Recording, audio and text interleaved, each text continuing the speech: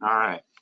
So I just want to kind of set the stage. We're going to talk a little bit about laying the groundwork for some terminology, and then we're going to dive in a little bit more to the medication. So here's just kind of a blown up cartoon of some of the important structures we're going to be talking about. Over here on this side, you see the cutout of the brain, and what's highlighted in orange are these deeper structures in the brain. And these are referred to as kind of the basal ganglia. And you might have heard those terms, you might hear that several times. The basal ganglia are the internal structures that are affected by Parkinson's disease. So this is where we want our medications, this is where we want our treatments to go to work. And they're going to do their business here in this part of the brain. Over here on this side, you see a blow up of the nerve cells themselves. So this is how our nerves, our neurons, those nerve cells, communicate with each other. And you can see they kind of have two ends that are kind of jutted up against each other, and then they kind of spit out little chemicals, and those chemicals are the messengers, and they're the ones that deliver the electrical signal from one cell to the other. That's how our neurons communicate. That's how we are able to turn our thoughts into movements and everything else that goes on in our brains. So a lot of our medications are going to be trying to work on that communication.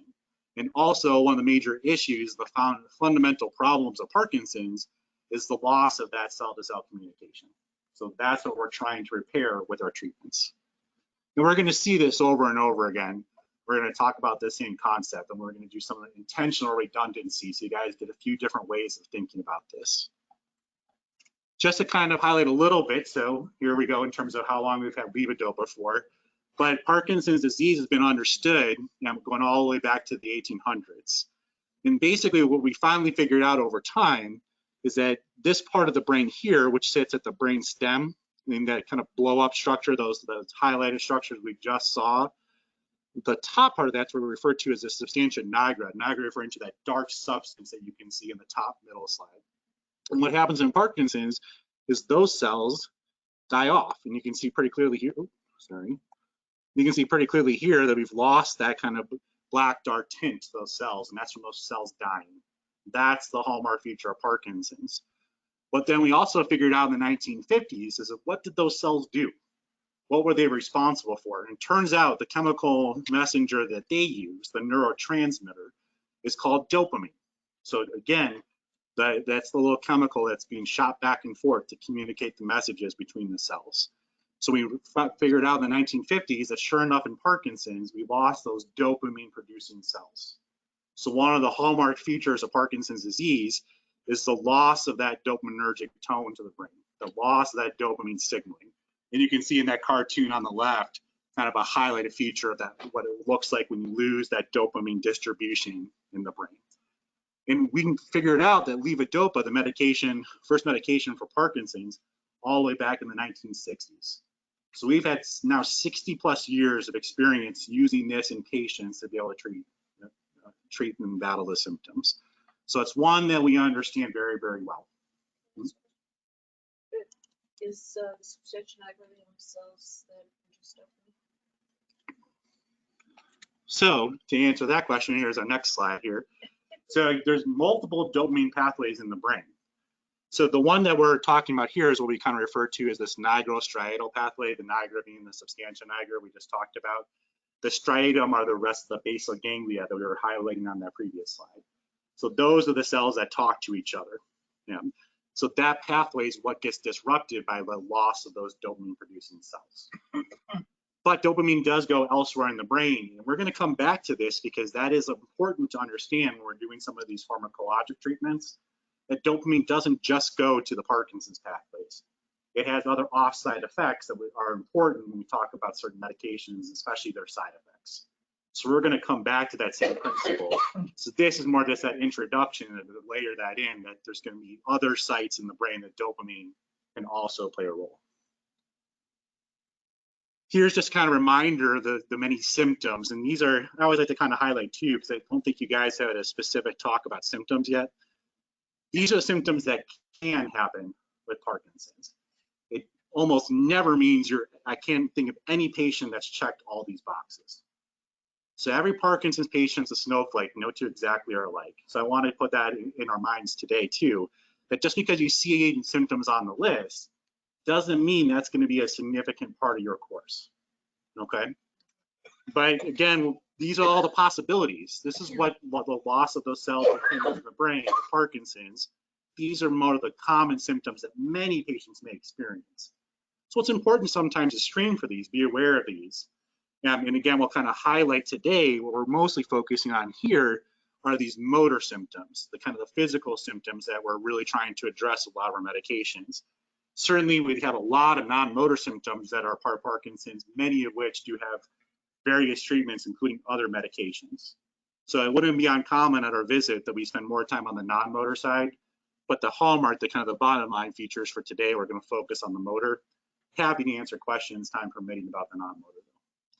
And here's just to kind of remind us about those kind of hallmark features: the tremors, the bradykinesia, which refers to the slowness of movement, which is really the hallmark feature of Parkinson's, the rigidity or the stiffness, that the impaired balance, the gait instability, and then others that are very, very common but may not be as noticeable: the decreased blink rate, that kind of poker face, the mass facies, the swinging of lack of swinging of the arms, the softer voice, the kind of quieter talking or more difficult to speak, smaller handwriting. Many of these other kind of motor features can all be part of this as well. So we just talked about a little bit, well, the bottom line with Parkinson's, right? Well, if we've lost dopamine, why don't we just put dopamine back into the system? If only it were that straightforward and easy. And the problem is that we have kind of an extra built-in layer in our brain referred to as the blood-brain barrier. And that's because our central nervous system, our brain, is sacred. If we scratch ourselves with our skin regenerates in a few days. If our heart cells get damaged, if our lung cells, all these kinds of different parts of our body can easily repair themselves. But brain cells can't. Once they die, they do not come back. So we have to do extra to protect them. And our bodies have this built-in kind of shrink wrap around the brain to keep all that stuff that we can be exposed to in the environment, all those germs, medications, toxins. There's an extra layer of protection to keep that out of our brains. That's also true for those chemical messengers. You need to keep a tight leash on how much of those chemical messengers are around, so it can directly control the symptoms. If they lose crowd control, then chaos breaks out. So they have to keep that very tightly regulated. So if you try to give the exact neurotransmitter back into the system, the exact messenger, the brain's going to block it out because it doesn't want to lose control over that tight crowd control over how much is around. So most of these direct neurotransmitters cannot cross the brain. Fun fact for any of you that have seen those commercials for Prevagen, this is why Prevagen doesn't work, because it can't cross the blood-brain barrier. Many of these other supplements that you see over the counter as well. There is no supplement dopamine. There is one for levodopa. We're going to talk about that. Carbidopa is a little bit different. We're going to talk about that too. We're going to piece that very much in detail about what the difference between carbidopa and levodopa are. But that was kind of our workaround. So kind of jumping to the punchline. Well, if we can't give dopamine, what can we give to kind of work around that issue? So that's what they figured out back in the 1960s when they discovered the levodopa, is that our bodies naturally are producing these chemical messengers. So they kind of take all that food we eat, chop it down into the different amino acids, those essential amino acids we all talk about, and different proteins. And they're able to take those and turn them into those chemical messengers and kind of replenish the supplies that it needs to keep delivering those messages. So over here on there's a biochemical pathway that our body uses to kind of turn some of those different proteins into dopamine. So essentially they kind of worked backwards and said, well, if we can't use dopamine, can we go backwards in that kind of assembly line to find a chemical that can indeed cross the blood-brain barrier, get picked up by those nerve cells, and then get turned back into dopamine? And that's where levodopa comes in. So you can see here in the cartoon on the side here, again, just another version of that blood-brain barrier. In the levodopa, which we refer to as L-dopa as well for short, that can actually get into the brain, gets picked up by those dopamine-producing neurons, and then it takes that levodopa, completes the process of converting into dopamine, and then it can use that to deliver the message. So that's our way of really kind of getting the payload. Yep. Cannabinoids interrupt this process anywhere? We do. The short answer to that is we have no idea. Yep. But I'm going to come back to that. Remind me if I don't. because we can talk a little bit about what we do know, but we have no idea what it does to this. Yeah.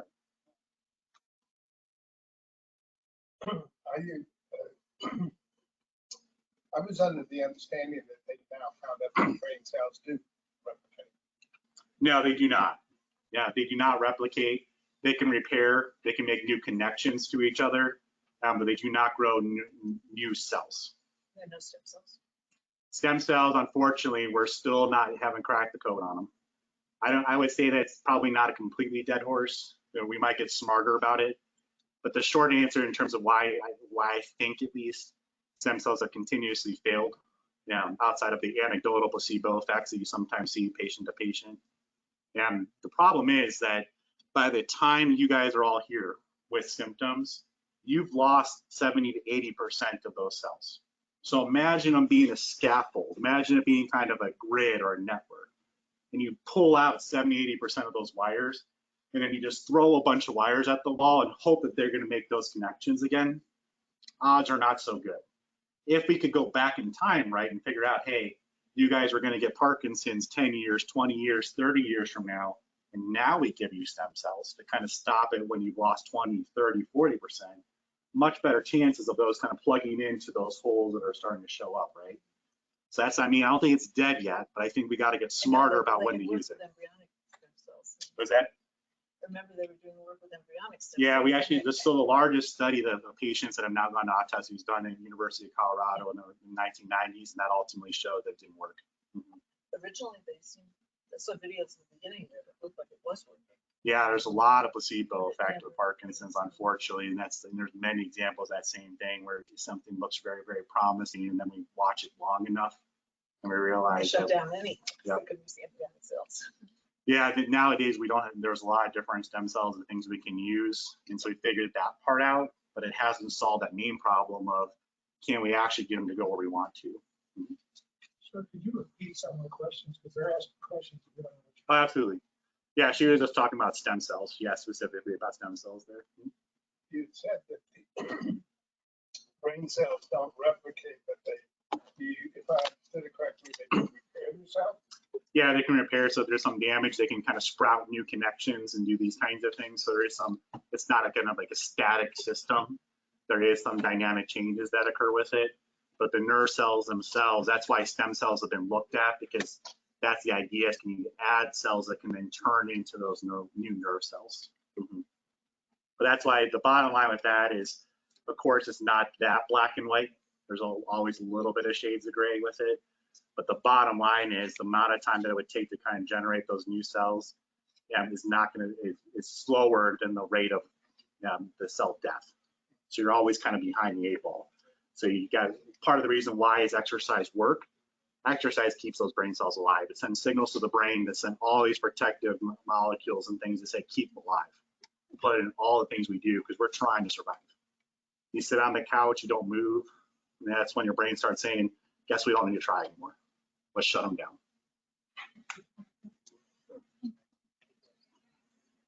So another great way to kind of think about that is literally keeping the lights on those neurons. Yeah, so they're basically dying faster than they can repair themselves. Yep. Yeah, eventually all cells, like if we all live long enough, eventually those brain cells would die. If we could live 200, 300 years, they probably all would die. Any other questions before moving on here? I think this is a fundamental. This is why levodopa. This is why this is kind of like such an amazing discovery, because we figured out how to basically fix the fundamental problem.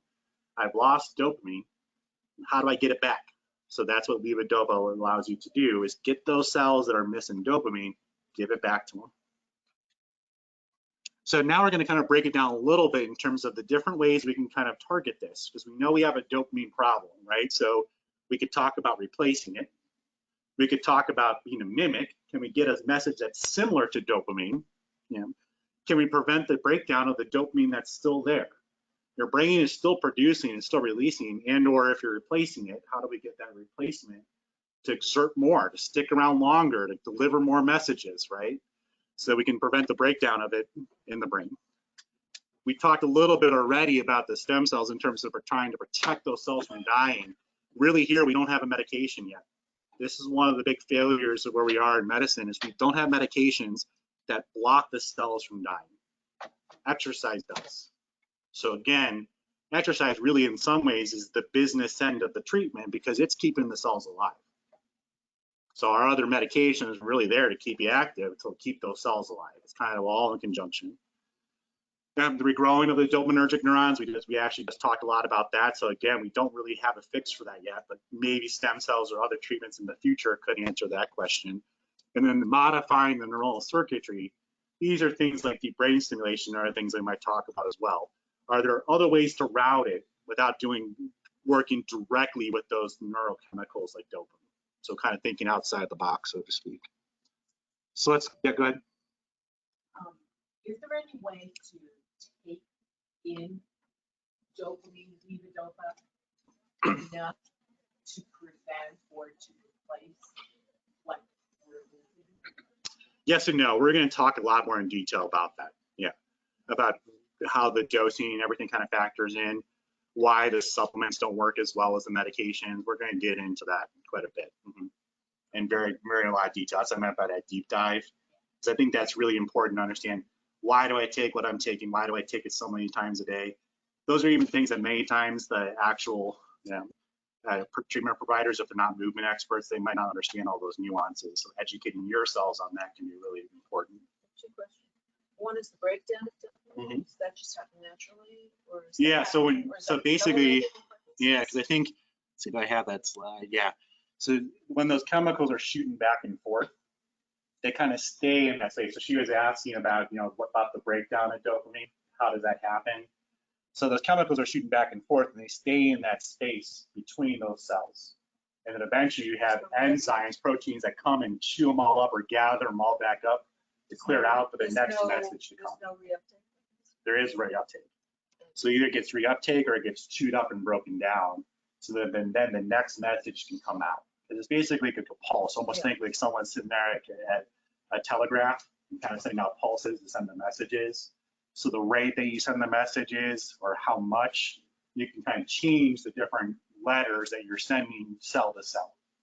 So that's how our brains kind of communicate with that. And the other So how much is there, how much breakdown is occurring, is a way that they kind of tightly do that crowd control. That as soon as people get out, you kind of get them out, so the next ones can kind of come on almost like an amusement park ride. Okay, the other question I have is related to the neurons, preventing the neurons themselves from dying. Do we know what's causing them to die? Good question. We don't.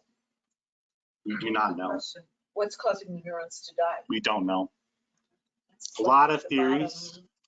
A lot of theories. If you were to type that into your Google, you're going to come up with hundreds of different plausible explanations. The bottom line is that there's probably many reasons patients end up with this final common pathway of Parkinson's. It could be genetics. It could be exposure to certain chemicals. It could be exposures to medications. It could be exposures to infections. It could be things that we don't even understand yet. So there's a lot of things that we don't really know. And that's one of the challenges, certainly when it comes to treatment. Is AI getting involved in what they call treatments? I mean, they've already, what I understand, getting AI involved in cancer cures.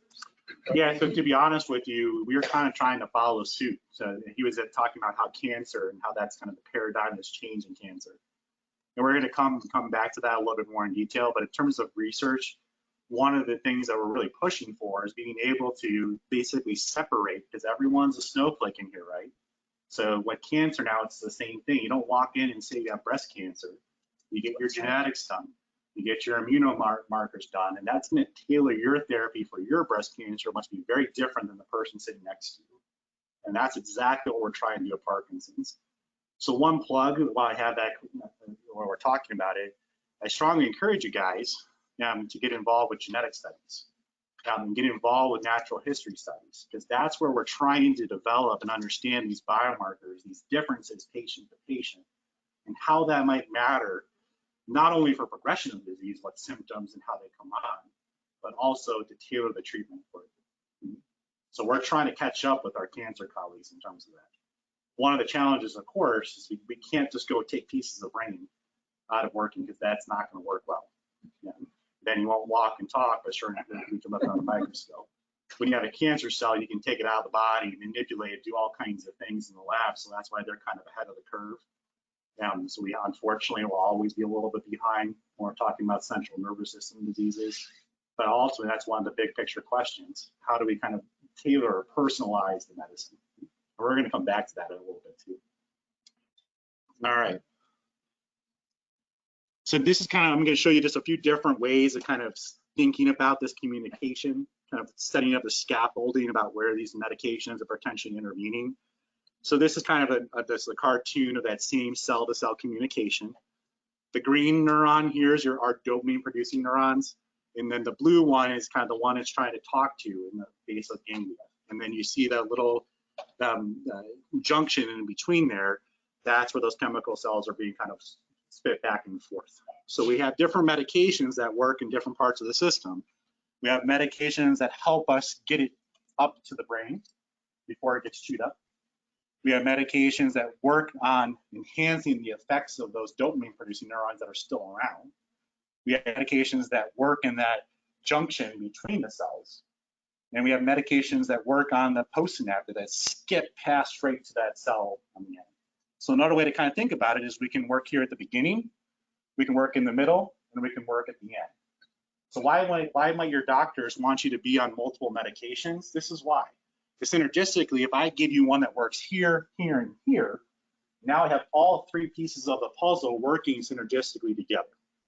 We call it, the term sometimes it gets used called rational polypharmacy, rationally using multiple medications to try to target different places, different nodes along the system. So that might be why we're talking about many of our patients being on multiple medications. I get it. Who's really excited about taking more medications though? Okay, good. We have a unanimous opinion, but that's part of the reason why is thinking about it. We're trying to attack it at different spots so that we can kind of plug all those holes independently, and they all kind of work nicely together. Should we be on more medication if we're only on carbidopa? That's a personalized discussion that you should be having with the providers, and we're going to actually spend some time talking specifically about how do I have those conversations. We're going to come to that a little bit too. That goes back to the snowflake theory that everyone has their own unique reasons about why would you change your meds is an important question we're going to come back to once you kind of layer in what they're doing. So this is just another way of thinking about it. Again, we're just kind of reintroducing the same here part, that same different dynamic of the cell kind of coming in here. This is that green neuron that we just saw. Here's that gap where it's talking to each other. And here's that postsynaptic, that blue one that we just saw. So another way of kind of imaging the same exact process. We have medications that get us through the blood-brain barrier. We have medications that work on the beginning, the middle, and the end. So just a different way schematically to see it. Let's think about it a whole different kind of paradigm here. So we'll kind of set the stage. So let's imagine that we're kind of a newspaper delivery company. And does anyone still get newspapers? All right, I haven't timed myself out. I got the right audience. Okay, we have a couple. At least we all did at some point in our lives, right? Okay. And so imagine we have all our newspaper boys, and then we have our natural enemies of the newspaper boy. We have our newspaper thieves, and we have our dogs on the front porch chewing up the paper before you get to your mailbox and read it. And then we're trying to ultimately get it into the mailbox, get that message delivered into the mailbox so the next cell can read what's going on. So if we imagine our newspapers are the dopamine, that's what we're trying to do. That's the message we're trying to get through to the other end. So what happens in Parkinson's is we're starting to lose our newspaper boys. They're going away. So now we have less of them to be able to try to deliver those messages to the mailboxes, right? So what are those different ways that we can do to work around it? Well, one thing we can do, we talked already about replacing dopamine. Well, we still have newspaper boys that know how to deliver the newspapers. So what if we just gave them more routes? They know what to do. They know how to get it to the business end. So we give them more papers to deliver. Maybe we can make up some of that deficits. So if those cells die off, the neighbors can kind of pick up the slack. In our brains, why does it take until you have 20 to 30% of the cells left before your body shows symptoms? Because our brains have that remarkable capacity to increase its production in those remaining cells to try to accommodate. And this is how it does it. But you can also imagine if we gave levodopa helps overload these newspaper boys, helps load them up with more to deliver more messages. That's how it works. Those cells are already ready to turn into dopamine. They're ready to send it out, and they're all ready to put it into the mailbox. So all that signaling is already built in. So all you're doing is just kind of taking advantage of that same mechanism, but improving its efficiency. What else can we do? Well, we can mimic dopamine. So let's say we don't want to use this system because the system is failing. But what if we bring in our mailmen and we give a similar message in a magazine? Not exactly the same as a newspaper, but pretty close, right? So now we have our mailmen who are experts at dodging the thieves and experts at knowing how to handle the treats and give them to the dogs, right? They know how to dodge that. They're working around it and getting straight into the mailbox. So the message is not exactly the same, but for all intents and purposes, you might get a nice delivery of most of the information that's important. And so what do we refer to these?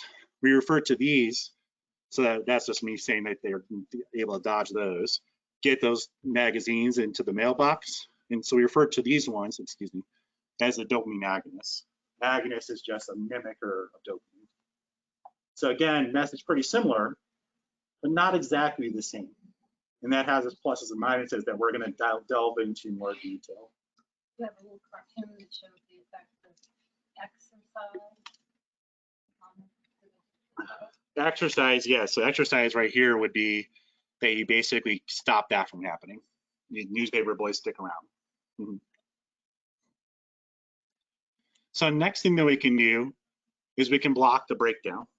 So let's say we send out our police force to get all those newspaper thieves off the street, or we put up cameras to kind of target them, get them off there. So now we're much more likely to get more messages into the box. Those newspaper boys are able to make it to the front porch and deliver it without them being stolen before they get there. Or if we go straight on the porch where that dog's sitting there waiting for us, if we chain him up or give him the treats to settle him down or put him inside the house, now again, he can't attack us on the front porch. So the COMT inhibitors are the ones that work in the blood that allow you to get to that front porch into the brain. And then the MAOs inhibitors, the MAO is the one that chews up the dopamine inside the brain. So it's the dog on the porch chewing up the paper after you put it in the mailbox. So again, we're able to get more mail delivered. So any questions about that part? So again, just different ways of kind of trying to think to ourselves about that beginning, middle, end, about getting that message from point A to point B and what we can do. We can replace, we can mimic, kind of do the workaround, or we can stop those natural kind of breakdown of the dopamine, allow more of that get to the brain and more of it to stay around in the brain so it doesn't get chewed up. Those are our top three categories.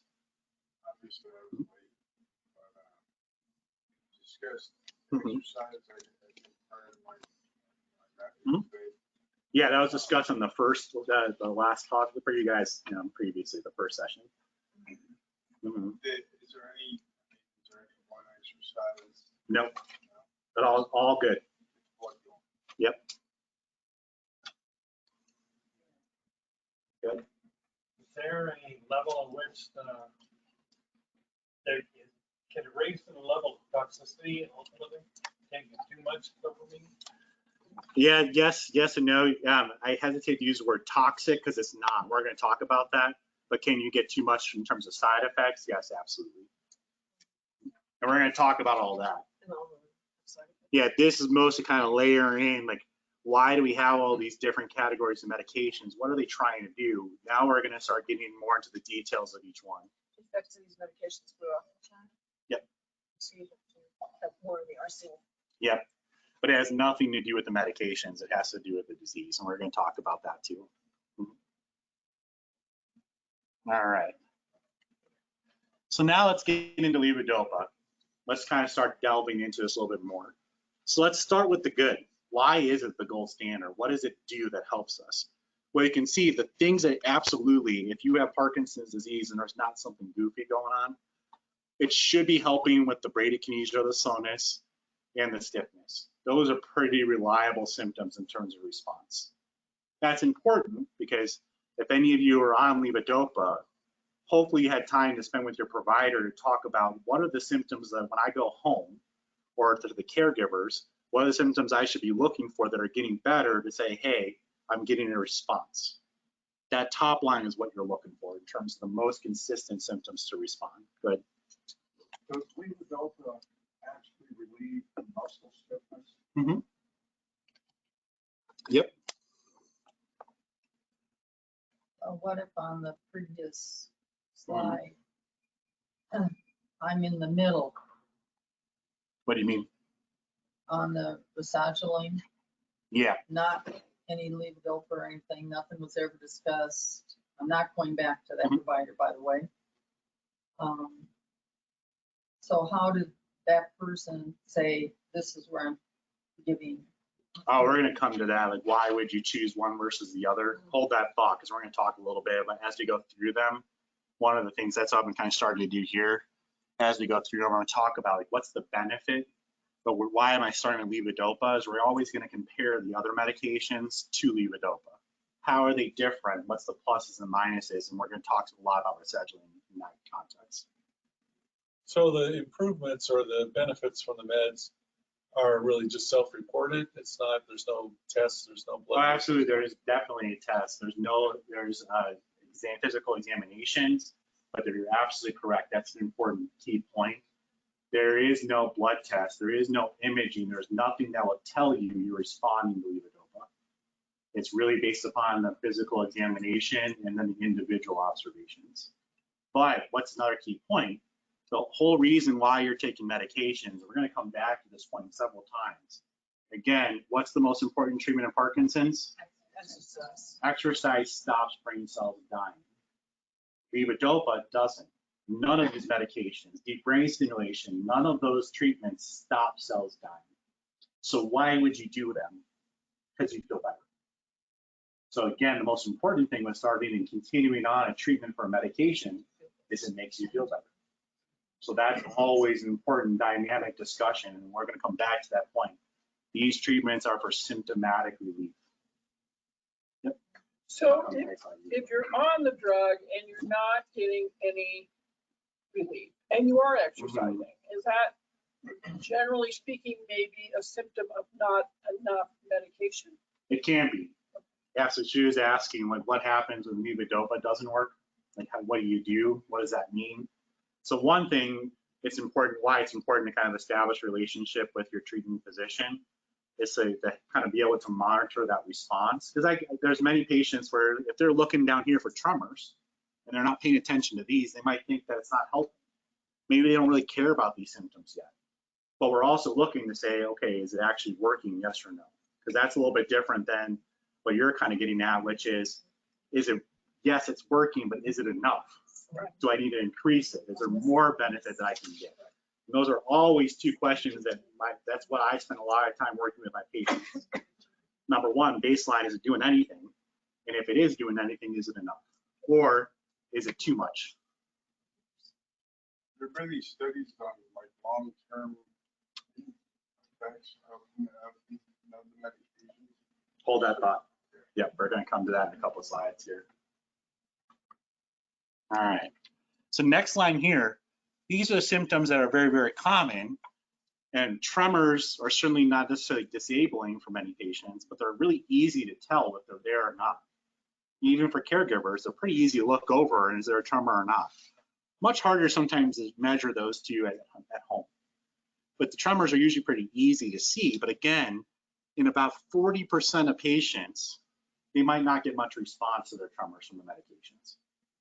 So again, the key takeaway there is if you're putting your chips in the basket to say, is levodopa working, yes or no, based upon tremors, you might miss a positive answer 40% of the time. So you want to be careful about anchoring down on just that symptom. And that's why I talk about with patients. Part of the reason when I start my medications, I spend time educating, what are we looking for? And for the caregivers that are at the visits too, what are you looking for to kind of keep tabs on? So is there an optimal time when you start the med? Is there an optimal time for in between visits to neurologists? I mean, is there? Not necessarily. I think that is it's all goes back to the snowflake theory, because a lot of that has to do with what are the stakes. If you have somebody that has very severe symptoms, you probably are going to want to do more frequent follow-ups, more fragile. If you have someone that's pretty much in kind of that honeymoon period of the disease, which we're going to talk about, you probably don't need to come in. It's probably more it works better for them to shoot occasional messages, but see you less frequently. So one of the things I personally like about being a Parkinson's specialist is I get to really understand how frequently we need to follow up. Thanks. But there is no magic answer for everybody.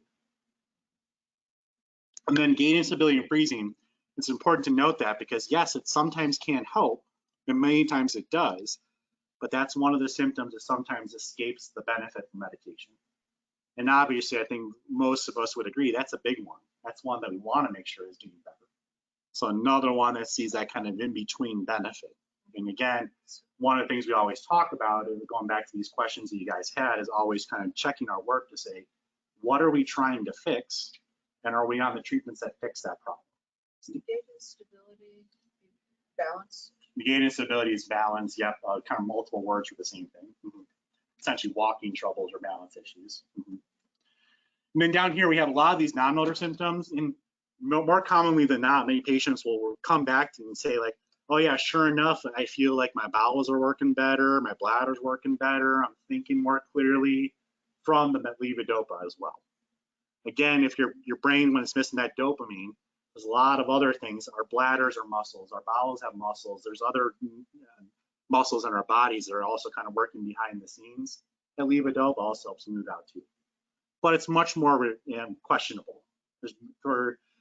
Comparatively to these other motor symptoms, that benefit is kind of nice when you see it, but you wouldn't necessarily hang your hat on it.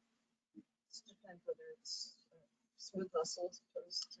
Yeah, so some of that smooth muscle doesn't get improved in terms of its functionality when dopamine's back in the system.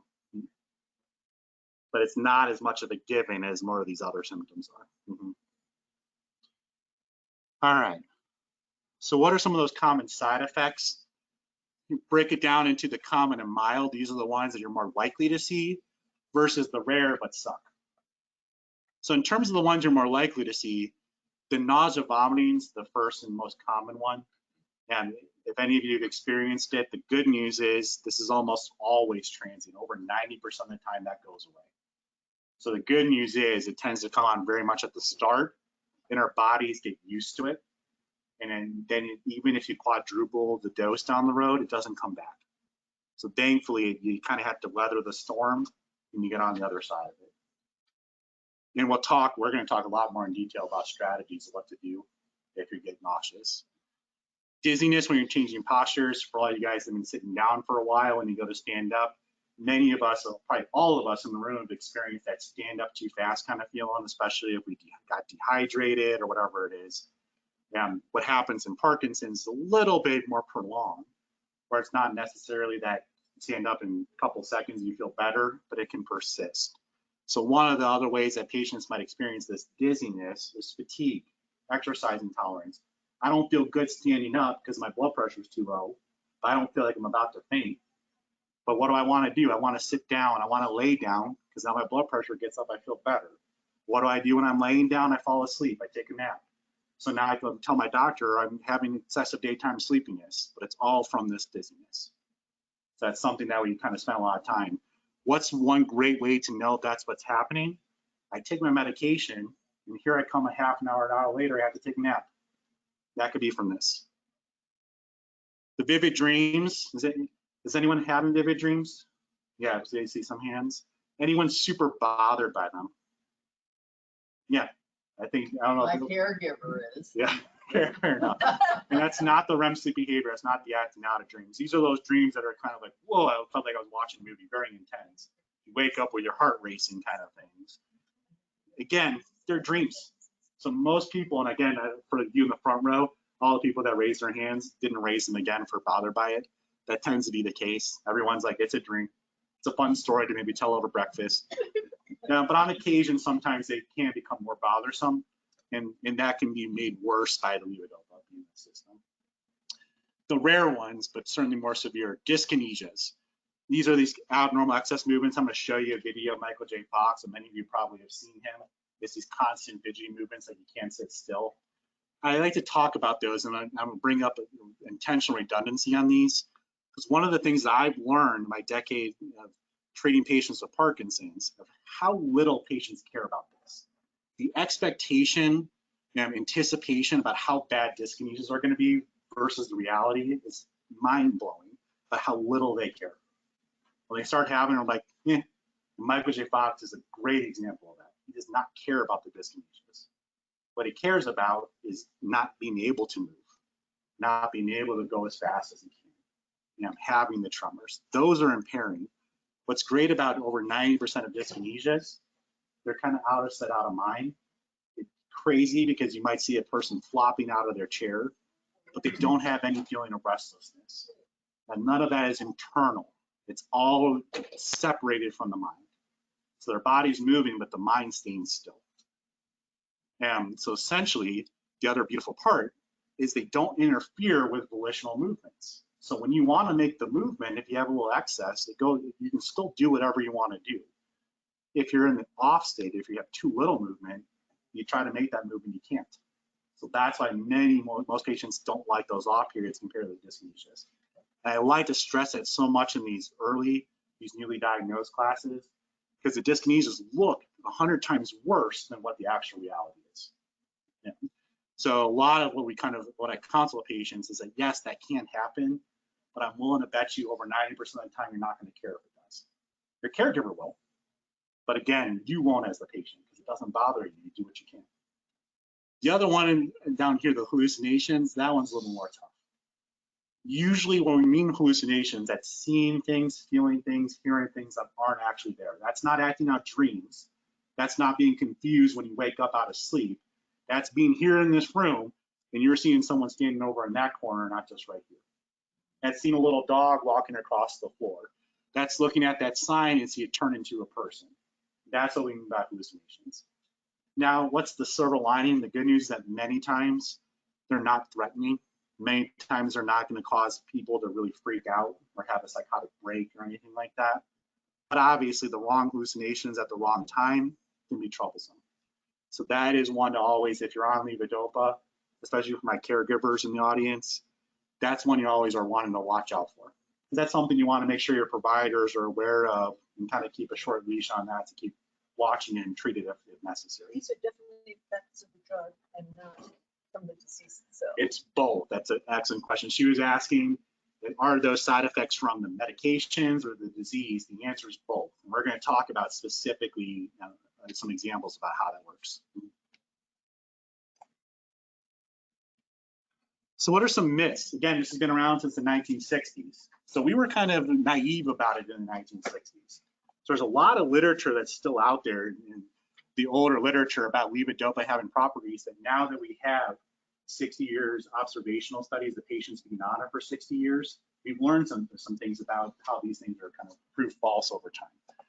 The first one, you may still hear it, and I hope that finally we're getting to the point where at least providers aren't thinking this, that levodopa is toxic. It causes the disease to get worse. Again, 60 years into using the medication, now we can definitively say it does not cause toxicity to those cells. If you have a patient on levodopa, it does not cause cell death to change. Unfortunately, it doesn't cause cell death to change for the good either, but it doesn't increase the risk of it as well. The idea of a shelf life, I think I can remember who was saying before about the tolerance. That essentially, if the longer you take the medication, it wears off. The good news with levodopa, that's not true. Levodopa keeps working 60 years into the disease course.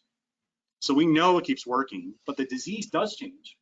The bar that you need, because you continue to lose those dopamine cells, gets set higher. So you need more over time to achieve that. We're going to talk, that's another redundancy. We're going to see that again and again.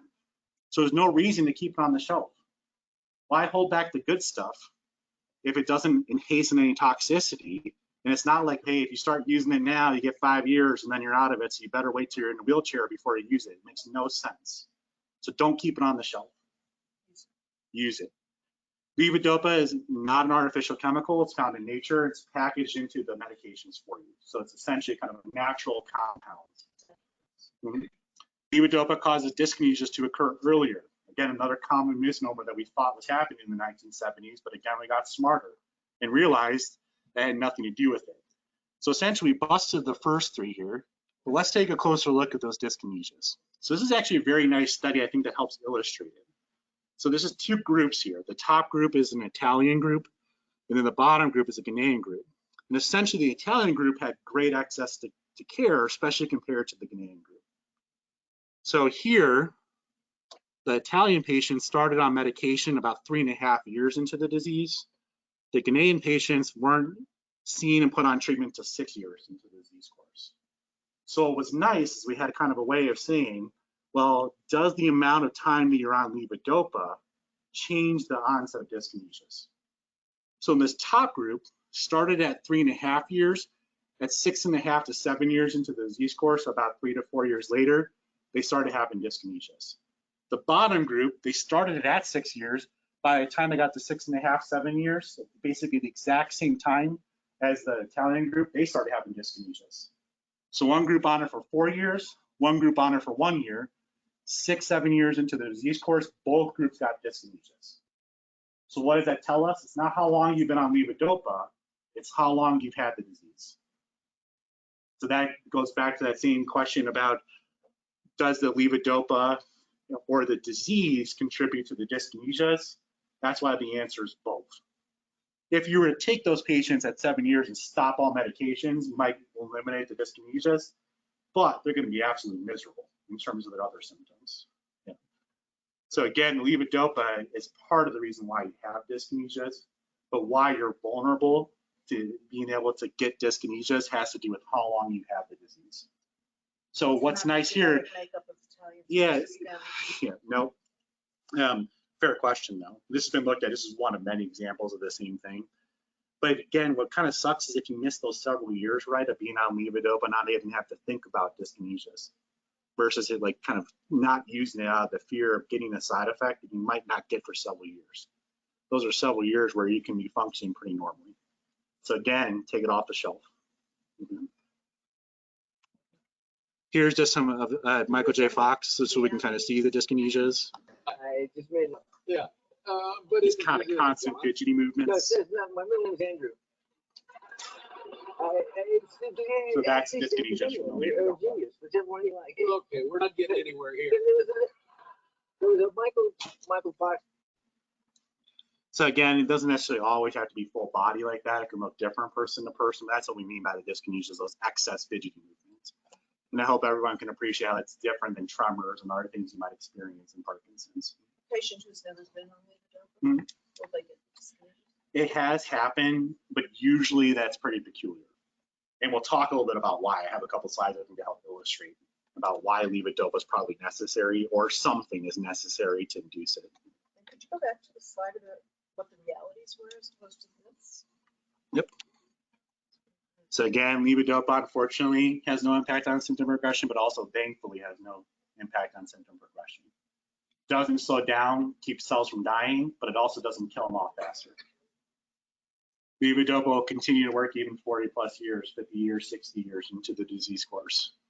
It's found in nature, and again, does not quicken or hasten the onset of dyskinesias.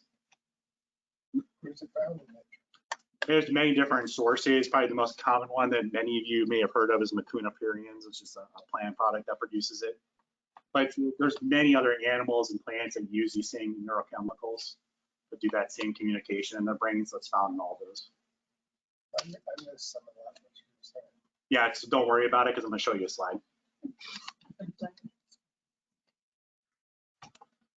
actually not a problem. So there's a bunch of different formulations here. And again, I don't worry about the details yet because we're going to take a deep dive into this.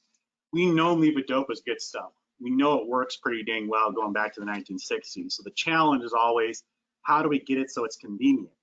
How do we kind of get it into the brains of our patients at a steady level? So a lot of these formulations over time is really trying to figure out different ways of how do we get it from here as a pill up to here and keep it there. So that's why there's so many different formulations of it over time.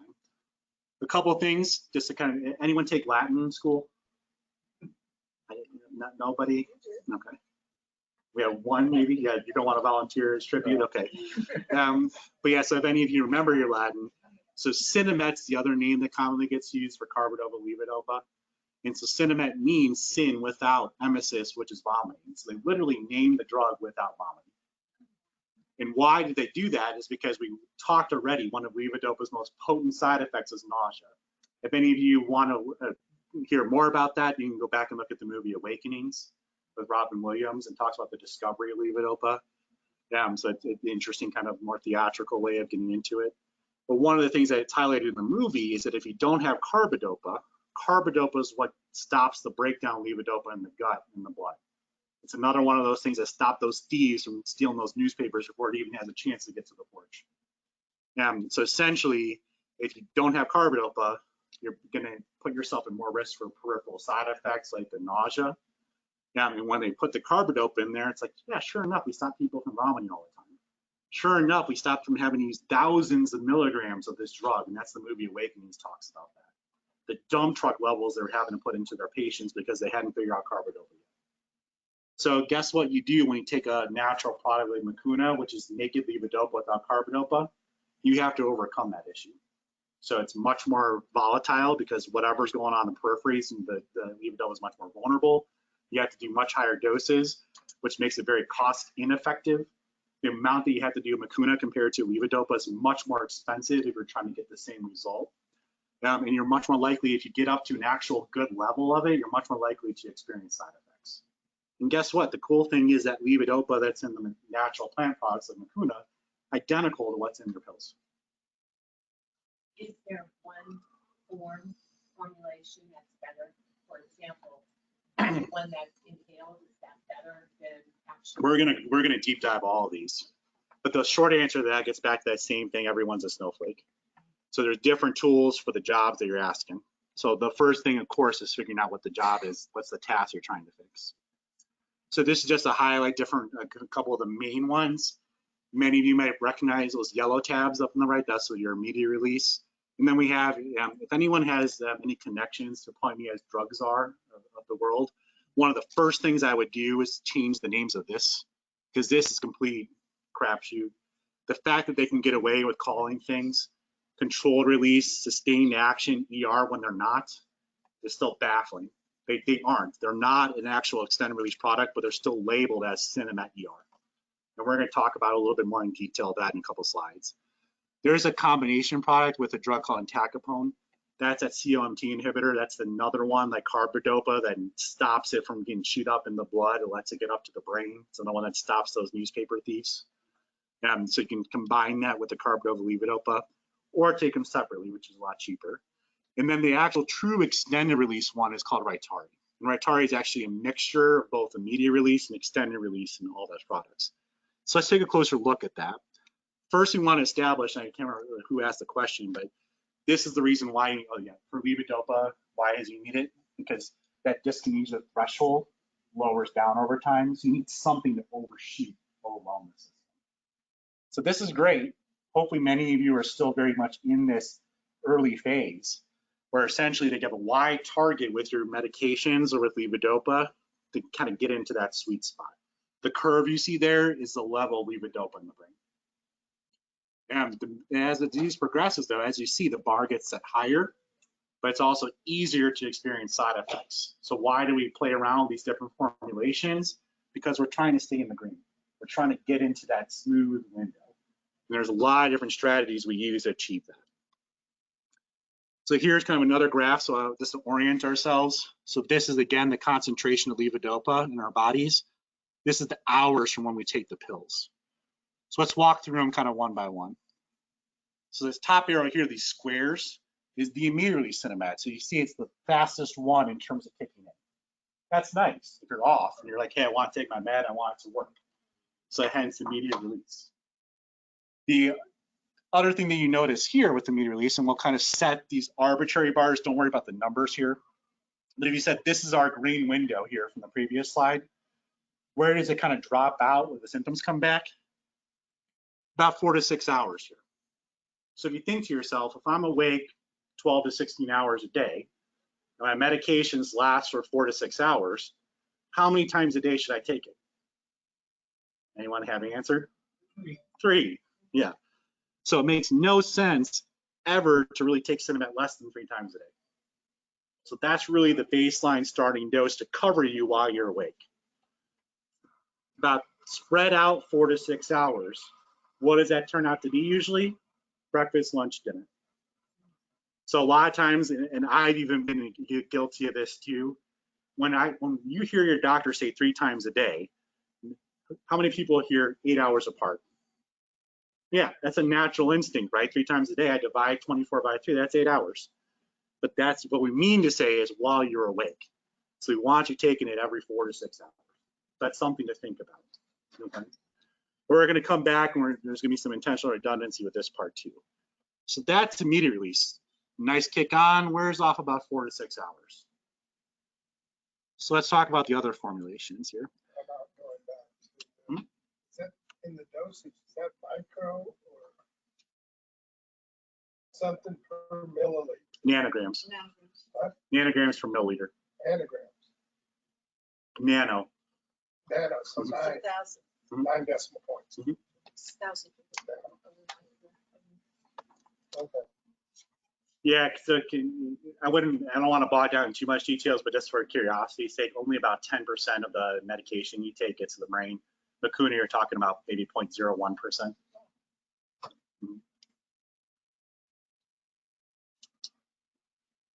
But we don't have a blood test or ways to measure this in an individual. That's what I mean, so the numbers themselves are kind of arbitrary. This is from a clinical trial. Yeah. So the next one are these kind of these mixtures. You see I kind of put it up here just so we have some nomenclature. You're going to see a lot of different ways of kind of saying carbidopa, levodopa. It goes by the Cinemet. It sometimes gets shorthanded as CDLD or C/L. You'll see a lot of those different formulations. So just to kind of like, prepare you guys as you look through different resources, literature, you'll see it kind of in those different notations, but it's all the same thing. But again, that CR, yeah, it drives me nuts.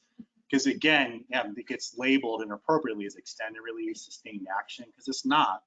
As you see here, what sucks about it sometimes is it takes longer for it to kick in.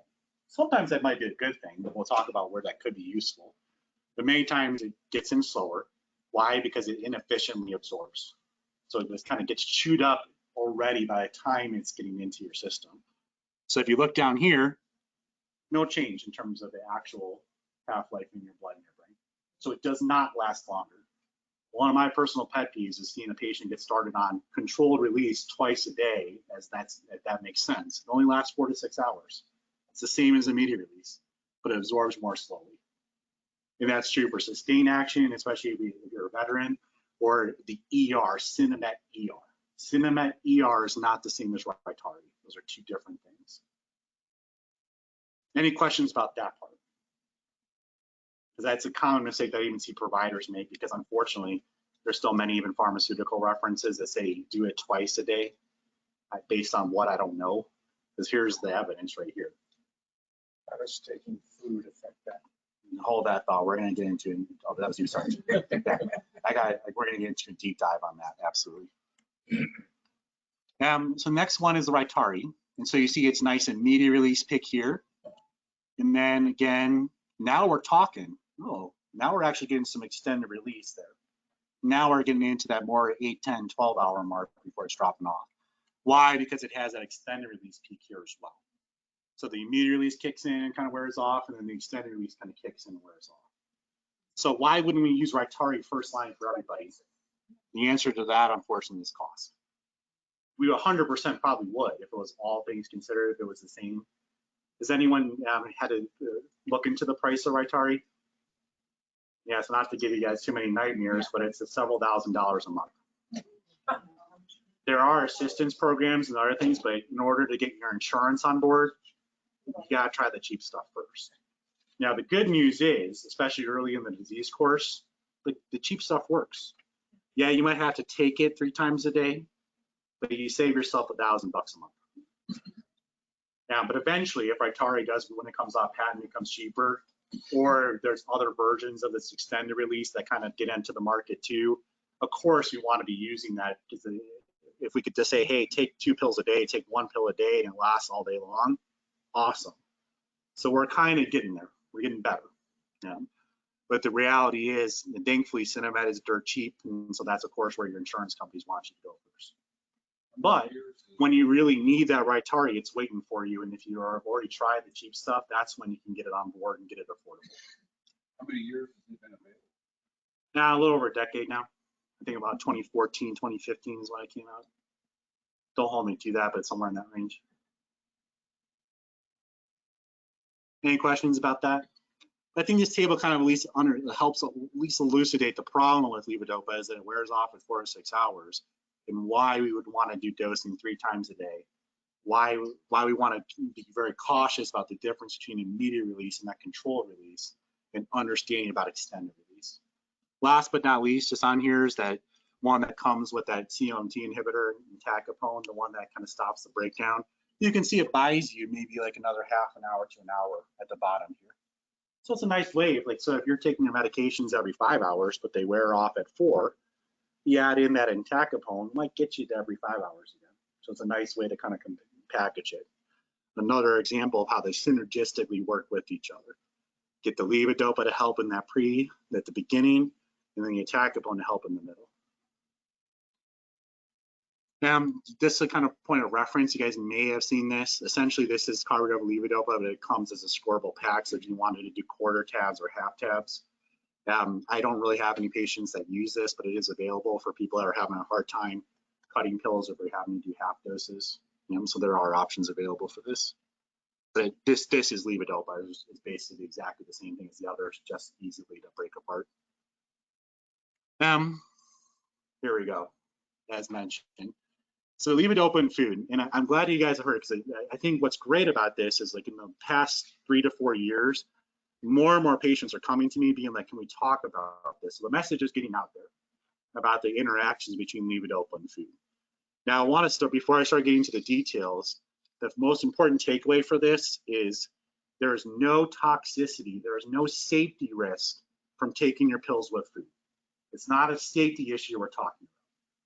So I want to you guys keep that in mind with this. So what is really the levodopa? What's the pathway of getting it from our mouths to our brain? So it gets down into the stomach, it gets dissolved by our stomach acid, then it has to travel into our intestine, which takes about a half an hour. That's why it takes about a half an hour for any pill, Tylenol, Motrin, all those ones you take. Same thing, broken down the stomach, into the small intestine, into our blood. And in that absorption area, what is also competing in those exact same transporters that take the chemicals from our guts and put them into the blood, it uses that exact same transporter that amino acids do. So when we have a big protein load in our food, our gut breaks down those proteins into its components, which are amino acids, the little building blocks of proteins. And then if you have a bunch of those amino acids swimming around with the levodopa, they're all competing for that same transporter to get kind of taken up. If you want to think about those lottery balls all spinning around, if you only have one in there, or they're all levodopa, we're good. But if you have a bunch of other ones that are in there too, much less likely that you're going to get selectively in there before they kind of move on. So essentially what can happen is if you have a bunch of those amino acids at the same time, you can decrease the chances of the absorption of the medication, maybe about by 30% in the more severe cases. So let me paint you 2 scenarios.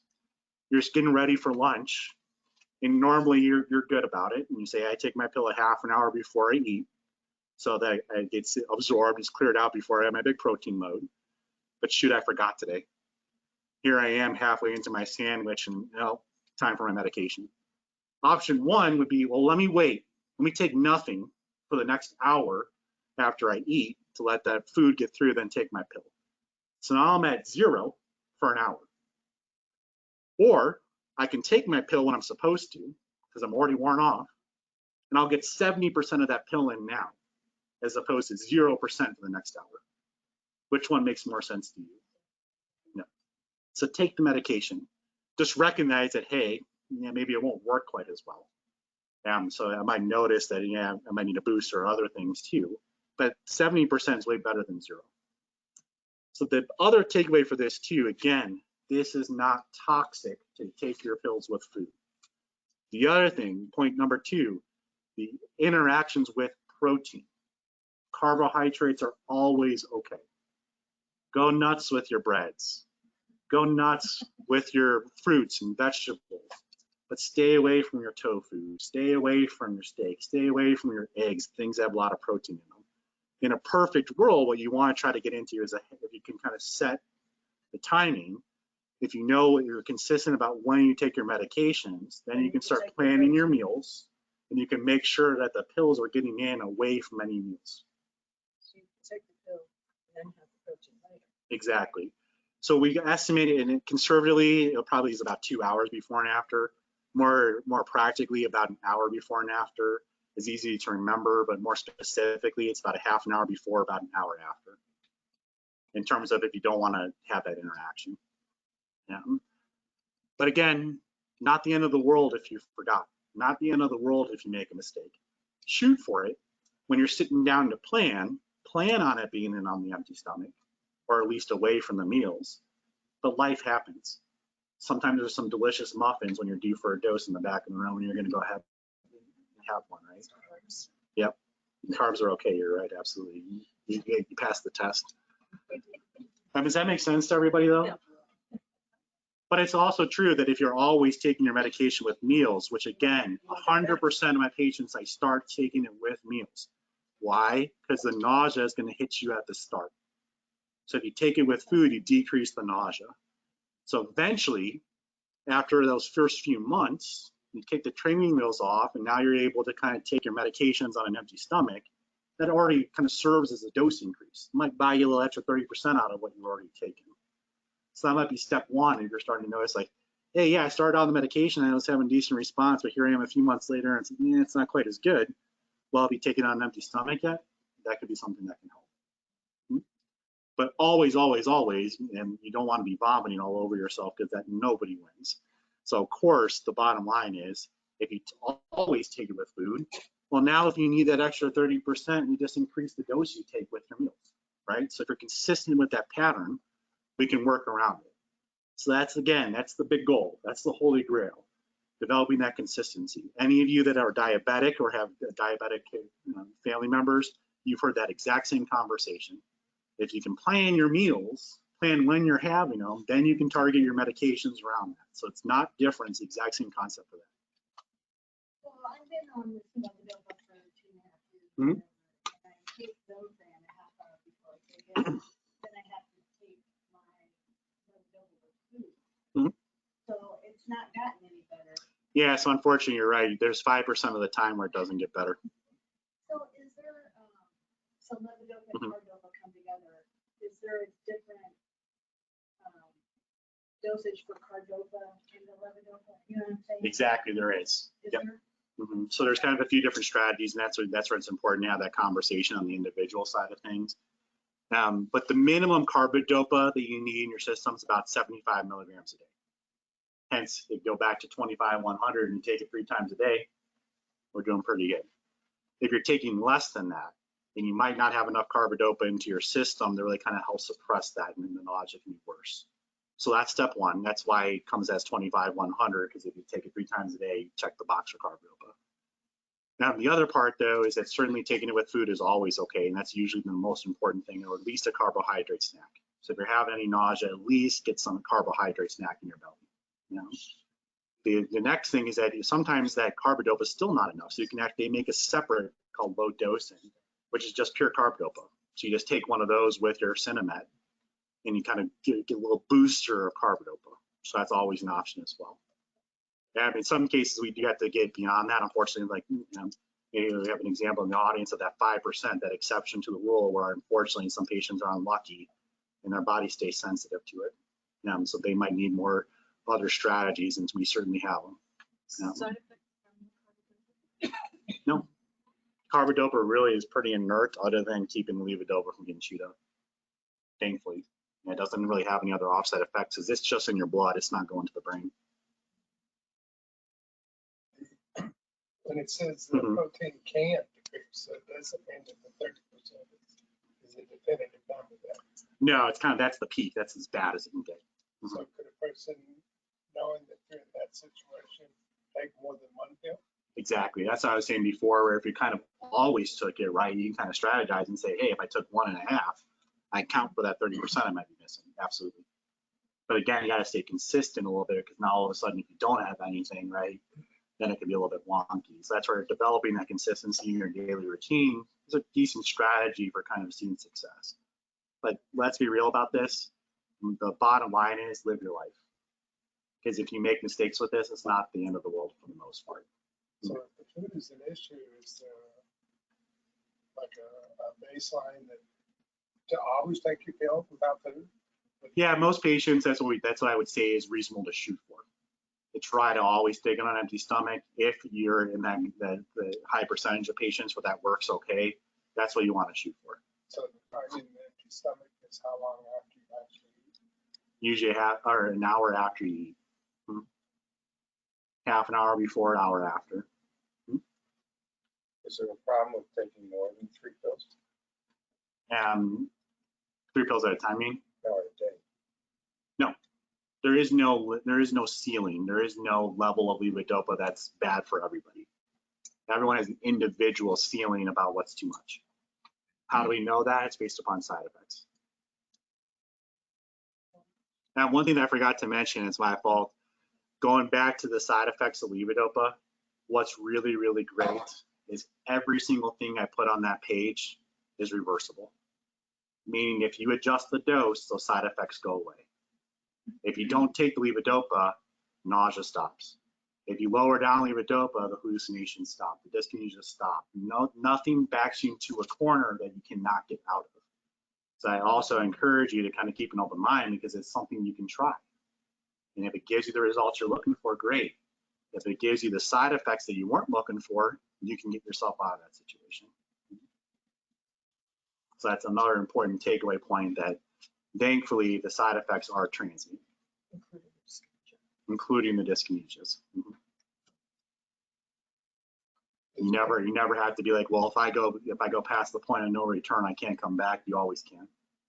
When you're not taking it with the food, does water or juice or liquids affect that? Yeah, if you have a big protein shake, like, yes, it can. But other than that, no. There's no foods or anything other than just the medication that can introduce more dopamine in your system? It can, but the problem goes back to what we talked about. It's so inefficient without having the carbidopa around. Now, in theory, if you were on like some Cinemed already, the carbidopa, levodopa, and you took some extra Mucuna, that levodopa is still going to be hanging out with the carbidopa. But at that point, it's kind of like, why? No, because it's just a more unreliable source that you're already getting out of the medications anyways. Some people really want to have that kind of more exotic supplement or whatever, and honestly, it's probably fair. It's safe. More than likely, it's not going to cause harm, but it's more volatile, because if the carbidopa is not paired with it, then it can kind of get a little bit wonky in terms of how it affects you. Yeah. Yeah, fair enough. There's no like kind of, you won't get enough from any sources of that to kind of achieve anything. It's just not, even if there's, a little bit in that, it's not enough to cause any problem or get to a dose that gets up to your brain. Goes back to what we were saying before, again, only about 10% of even when we concentrated with the carbidopa actually gets to the brain. So you can imagine if you're just getting dietary stuff, how much you would have to have a concentration for. So that's where the issue comes in. You might get micro doses, but not enough to really kind of register. Any problem taking other vitamins? Not directly with the levodopa. That's actually a nice plug too. What's great about this one is it really doesn't really have much other drug-drug interactions. Kind of stays in its lane. Of course, if you have a medication that's making you nauseous and you start another medication that also comes with nausea, now you kind of double down on those side effects. But that's not because of them interacting together. It's just because you're on things that all can do the same thing. Same with blood pressure medications that can already set you up for that dizziness. And then you have levodopa, which can also cause dizziness. Very, very commonly, many of our patients will come off their blood pressure medications over time because of that. That's one example, but there's no direct issues. Vitamins, I would just say one plug for those. Always bring them up to your providers, because there are some times where there's some issues. So make sure your providers know about those. When they're asking you to go into that medication reconciliation, mention what you're taking. Yeah, even better, you're bringing the labels, because so many of them have all kinds of crazy names. If you actually bring in the labels of what's in them, that helps. But yeah, be careful. Vitamins are not necessarily always safe. So when do you start medication? You start feeling that? Yeah, we're going to come to that. That's kind of like the second half. How are we doing time-wise, actually? Yeah, so we'll come to that a little bit here. So let me walk through a little bit because I want to spend time on that. So just a couple of kind of like highlighted points. We already talked about most of these things. We talked about starting dose. Usually we go with that immediate release because it's the cheap stuff.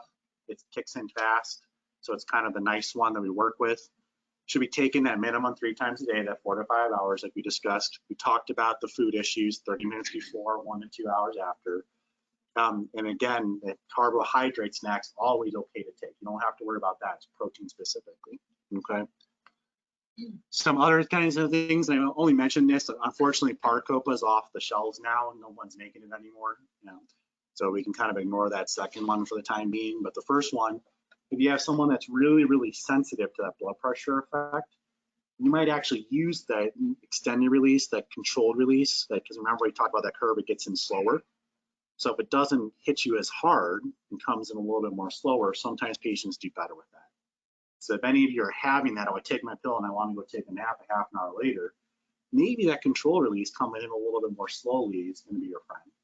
So that's somewhere, that's one of many examples of where we as experts will work with our patients to say, what's the goal we're trying to fix? What's our problem? And what are our workarounds? What are the tools in our toolkit?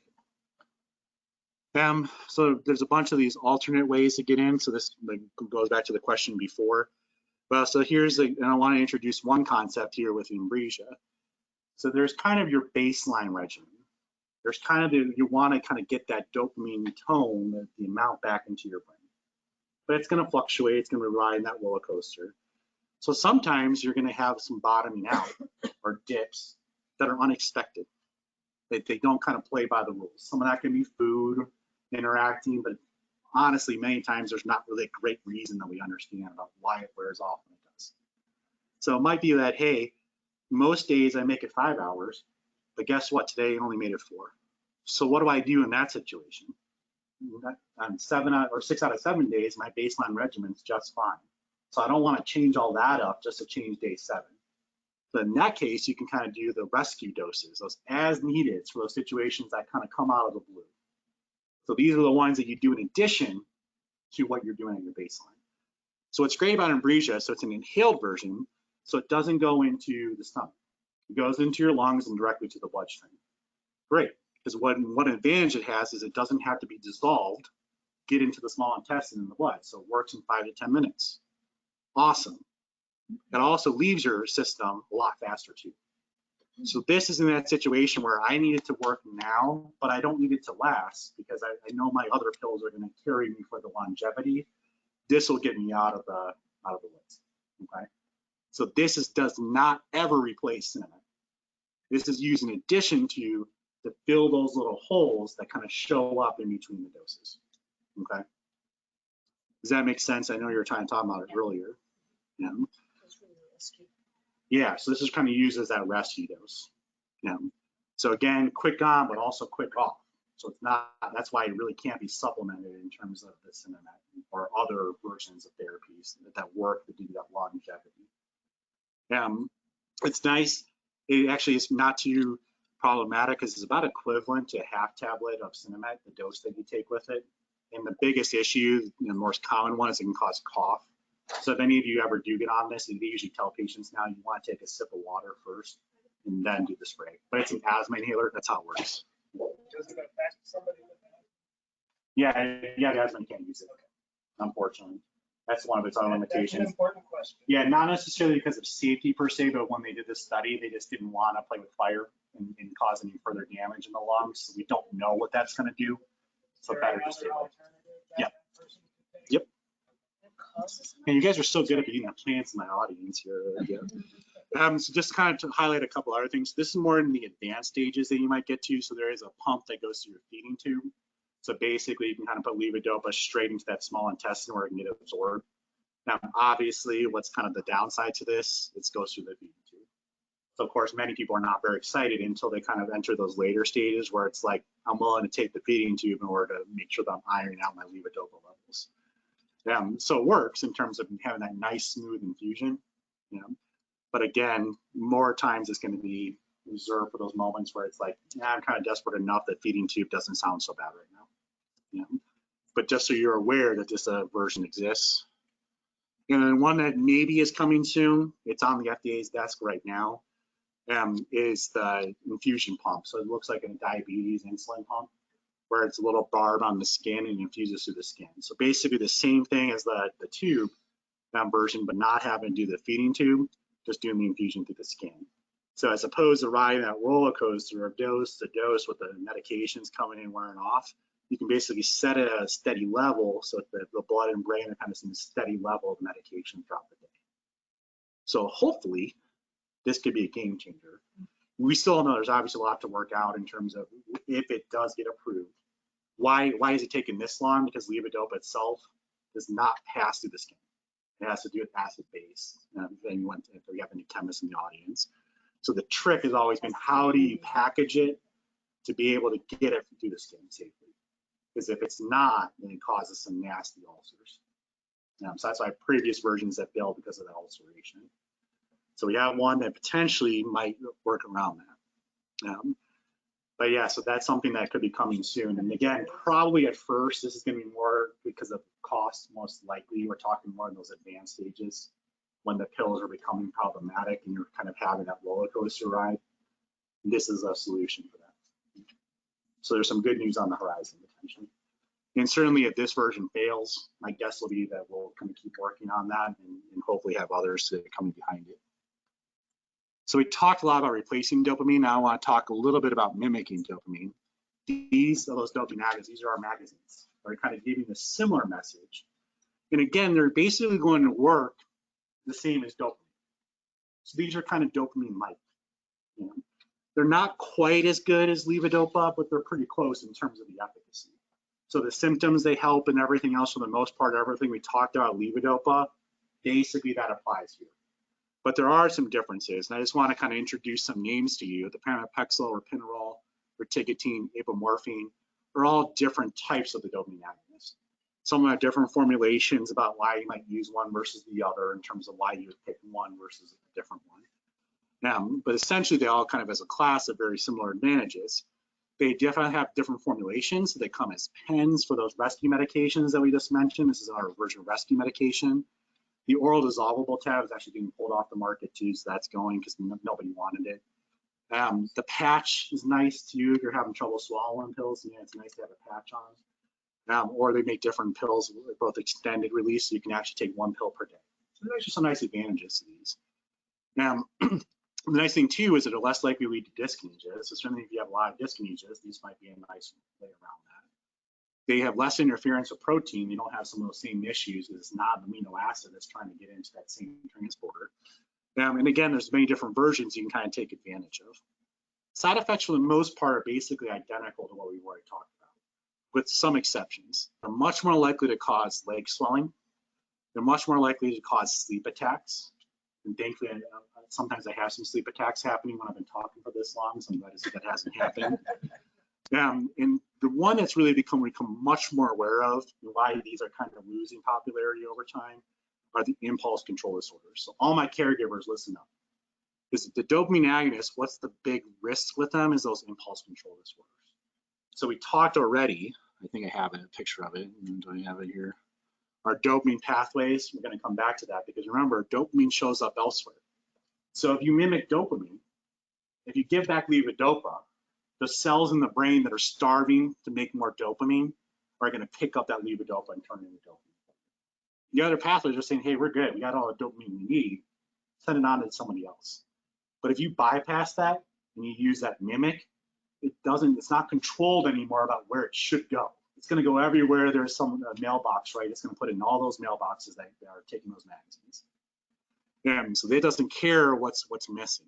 So it's going to get into these other pathways, like the reward pathways of your brain. And this is dopamine. What you kind of hear this colloquially many times is dopamine is kind of the reward drug or the reward chemical.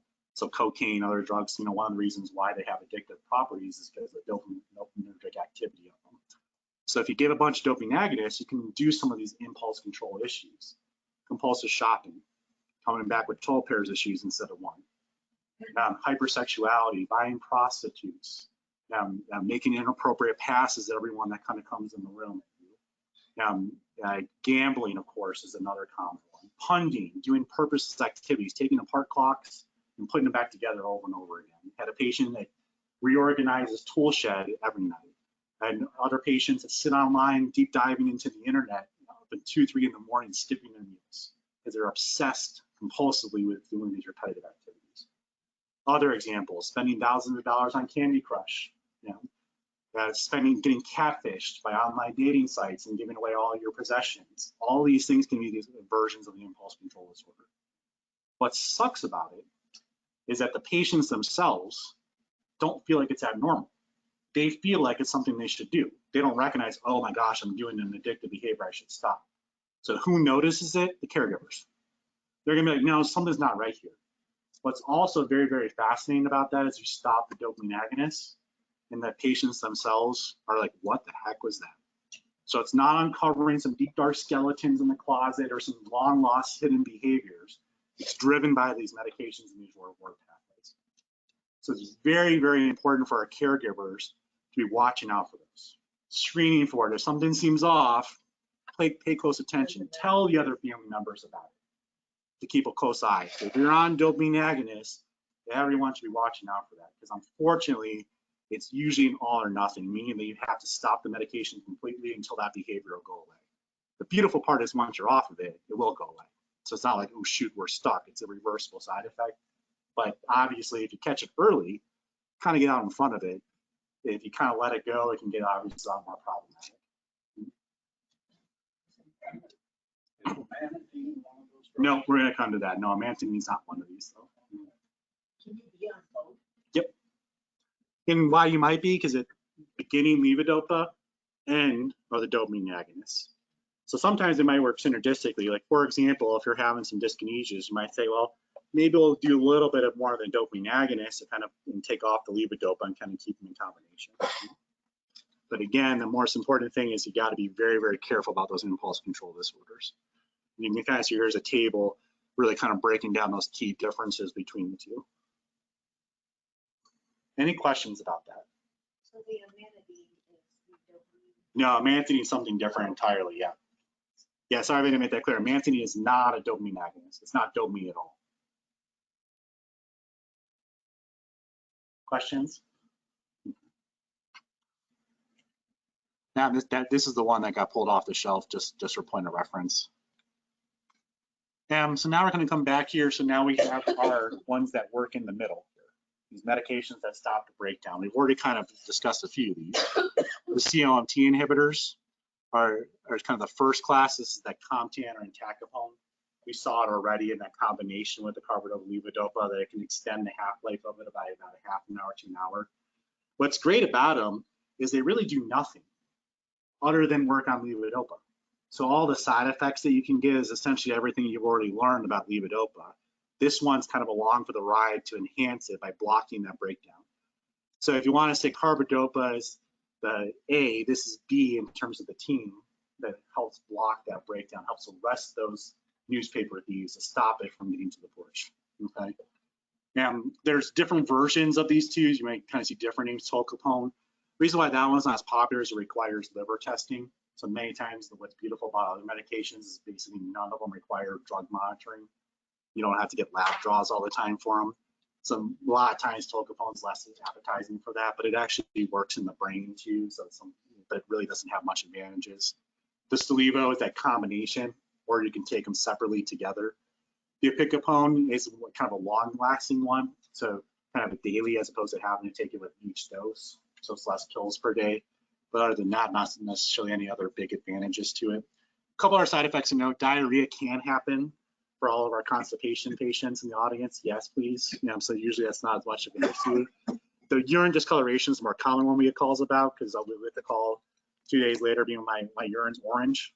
Do I need to go to the emergency room? But that's just the coloration from the pills. And then We were talking about liver damage, but essentially the bottom line, the good, extend the half-life. The other good, pretty mild. It's not going to have a lot of it's not as big of a gun as levodopa or the dopamine agonist. So if you're kind of a little bit more vulnerable, or kind of on the fence between having some of those peak dose effects like dyskinesias, hallucinations, other things, this might be a nice in between. It's your single hitter, it's not your home run hitter. So sometimes when you're trying to fine tune in that window, this is one of those tools that helps you fine tune. And then the other one that we kind of come here is in the brain, these MALB inhibitors, so our plug for rasagiline. So rasagiline and selegiline are kind of two examples of this. So that MAO is that dog. It's the dog on the porch chewing up the papers. It's the enzyme in the brain that once those chemicals get released, it comes in and chews them all up so the next message can come out. So if you inhibit that, now when that dopamine gets released, it can hang around longer to kind of make up for the deficit. So already our brains are releasing dopamine. All of us in this room, whether we have Parkinson's or not, we're still releasing our endogenous, the dopamine we make ourselves. So you can be on an MAO inhibitor without anything else, and it's going to enhance that endogenous, that natural dopamine we still make. Or more commonly, it might be used with levodopa because it can kind of keep that levodopa load around longer once it gets turned into dopamine for you. So it's another one like the entacapone where it kind of stretches it out by about another half an hour to an hour. It's a single hitter. So it's nice from that perspective. It's another one in those in-betweens where you kind of want to try to fine tune it. What's also great is either once a day for rasagiline or twice a day for selegiline too. So you don't have to worry about taking it 3 or 4 times a day. The rasagiline is nice because it lasts all day long. So that's also sometimes one reason why I use it, because hey, taking 1 pill a day, that's doable.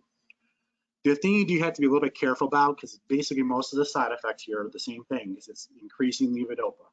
So all those side effects we just talked about before levodopa, they're back here again, the blood pressure risk, hallucinations, etc. So the flu-like symptoms are usually transient. That has to do with more just kind of like an allergic reaction. That's pretty rare. Joint pain is kind of the same thing with that. The other ones down here, though, that you have to notice are the drug-drug interactions, because these will potentially interact with other drugs. Not much to worry about in terms of prescriptions, because your doctors and your pharmacists will watch you for that. It's really more of an issue for over-the-counter cold medications. You don't want to take what your significant other just picked up last week. You want to double check that it's okay to take. So how do you do that? When you're in your Walgreens, when you're in your Walmart, when you're in your Costco, you go back to the pharmacist and say, hey, I'm on rasagiline, which cold medication can I take? And they'll point you to all the ones you can. I wish I could give you all the names, but as you know, there's 85 different names for the same drug, so it's impossible to keep a list. Yeah. So when in doubt, if you look on the packaging, many of them will say, do not take with Parkinson's medications. They're not talking about levodopa. They're not talking about dopamine agonists. These are the ones they're talking about. But as opposed to doing that, that's the pharmacist. That's why they get paid what to do. They can look it up for you pretty quickly. The other thing, the caveat here, because I've had this happen so many times, there's a few medical risks. So the FDA works in kind of goofy ways. If you have a medication that's in the same class as other medications, the same label gets slapped on that new medication, regardless of what the clinical trial shows. Unless you fund using millions of dollars to fund a study to say our drug is different than that one in the same class. What drug companies out there trying to waste millions of dollars to do that? They're not, quite frankly, no one's going to do it. So MAO inhibitors work on other neurotransmitters called serotonin. Rasagiline and selegiline are pretty much dopamine specific. They don't really touch serotonin at the doses we use in Parkinson's. But the older medications going back to the 1950s do. So they're at risk for causing serotonin syndrome, which is why you don't take them with serotonin drugs like antidepressants. There's a study done, it's called Staccato. So a lot of the researchers love to kind of come up with acronyms that spell out something. So they came up with Staccato for the study where they looked at comorbid or co-treatment between taking rasagiline and all the antidepressants, thousands and thousands of cases. This many causes of serotonin syndrome, 0. So it's perfectly fine to do, but it still comes with a label because that's how the FDA works. So I probably have had at least 50, 100 times where I get a call. So I went to the pharmacy to pick up my rasagiline, and the pharmacist told me you're trying to kill me. Can you tell me a little bit more about that? So the pharmacists don't know. They're quite literally, they read a book. Hate to tell you. The neuropharmacists are all over this. They know, but you're not. That's not who's working in the Walgreens. They're pulling up online. They're reading you off what the online thing tells you. So you don't have to worry about that. Your doctor should be screening. It's fair to ask those questions, make sure you feel comfortable. But it's perfectly okay to take these with the antidepressants. The cold medications are the ones that can be more problematic. So those are the ones you got to be careful about. So what I'm on originally for a month Mhm. before, then I had a DAT phase. Yeah. Mhm. I'm on a clonazepam and sertraline at bedtime. And that's it. No other discussion about anything else. Yeah, so I mean, so I think that's just important to always like talk about with your providers, and also the fact that you're here tonight to kind of learn a little bit more is what I hope that some of the takeaways from tonight is that you have questions to ask to your provider team. Can we talk about these other treatment options? I've heard about these. I've learned about these. How do these apply to me? That kind of personalized situation. So we're going to wrap up with a more detailed version of that, but absolutely, that's where you want to have those conversations with your provider team, and hopefully you can take away some of the things tonight to say, these are the things I can ask about. This is another one you may see. It's a kind of a new kid on the block, quote unquote, of the MAO-B inhibitors. It has another side or another action that's actually very similar to amantadine. So the question if it actually treats dyskinesias is kind of like where it might be different. To be honest with you, the evidence is very mixed on this. There's several studies that show that it does nothing for dyskinesias, and some that say it might. So you might kind of hear about this one. What's the bottom line? It's probably basically the same thing, but more expensive. More just for awareness. So now I want to kind of jump ahead a little bit to some of the other medications that don't work on dopamine. So we can kind of see here in the middle that we sometimes have these bypass systems that are kind of working on enhancing that communication. And we have other neurotransmitters, for example, like acetylcholine, that also can kind of enhance and arbitrate that dopamine signaling. So we have some kind of workarounds, some different pathways that we can kind of use. So there are anticholinergic drugs that are directly built for that effect. Most of the time we don't use these. Why? Because there's emerging evidence that these cause dementia over time. Same as like clonazepam and benzodiazepines. If you take them for long periods of time, it can cause that. So we try to kind of stay away from these for the most part, especially if we're trying to use them over long periods. So not many times that we'll use these as much anymore.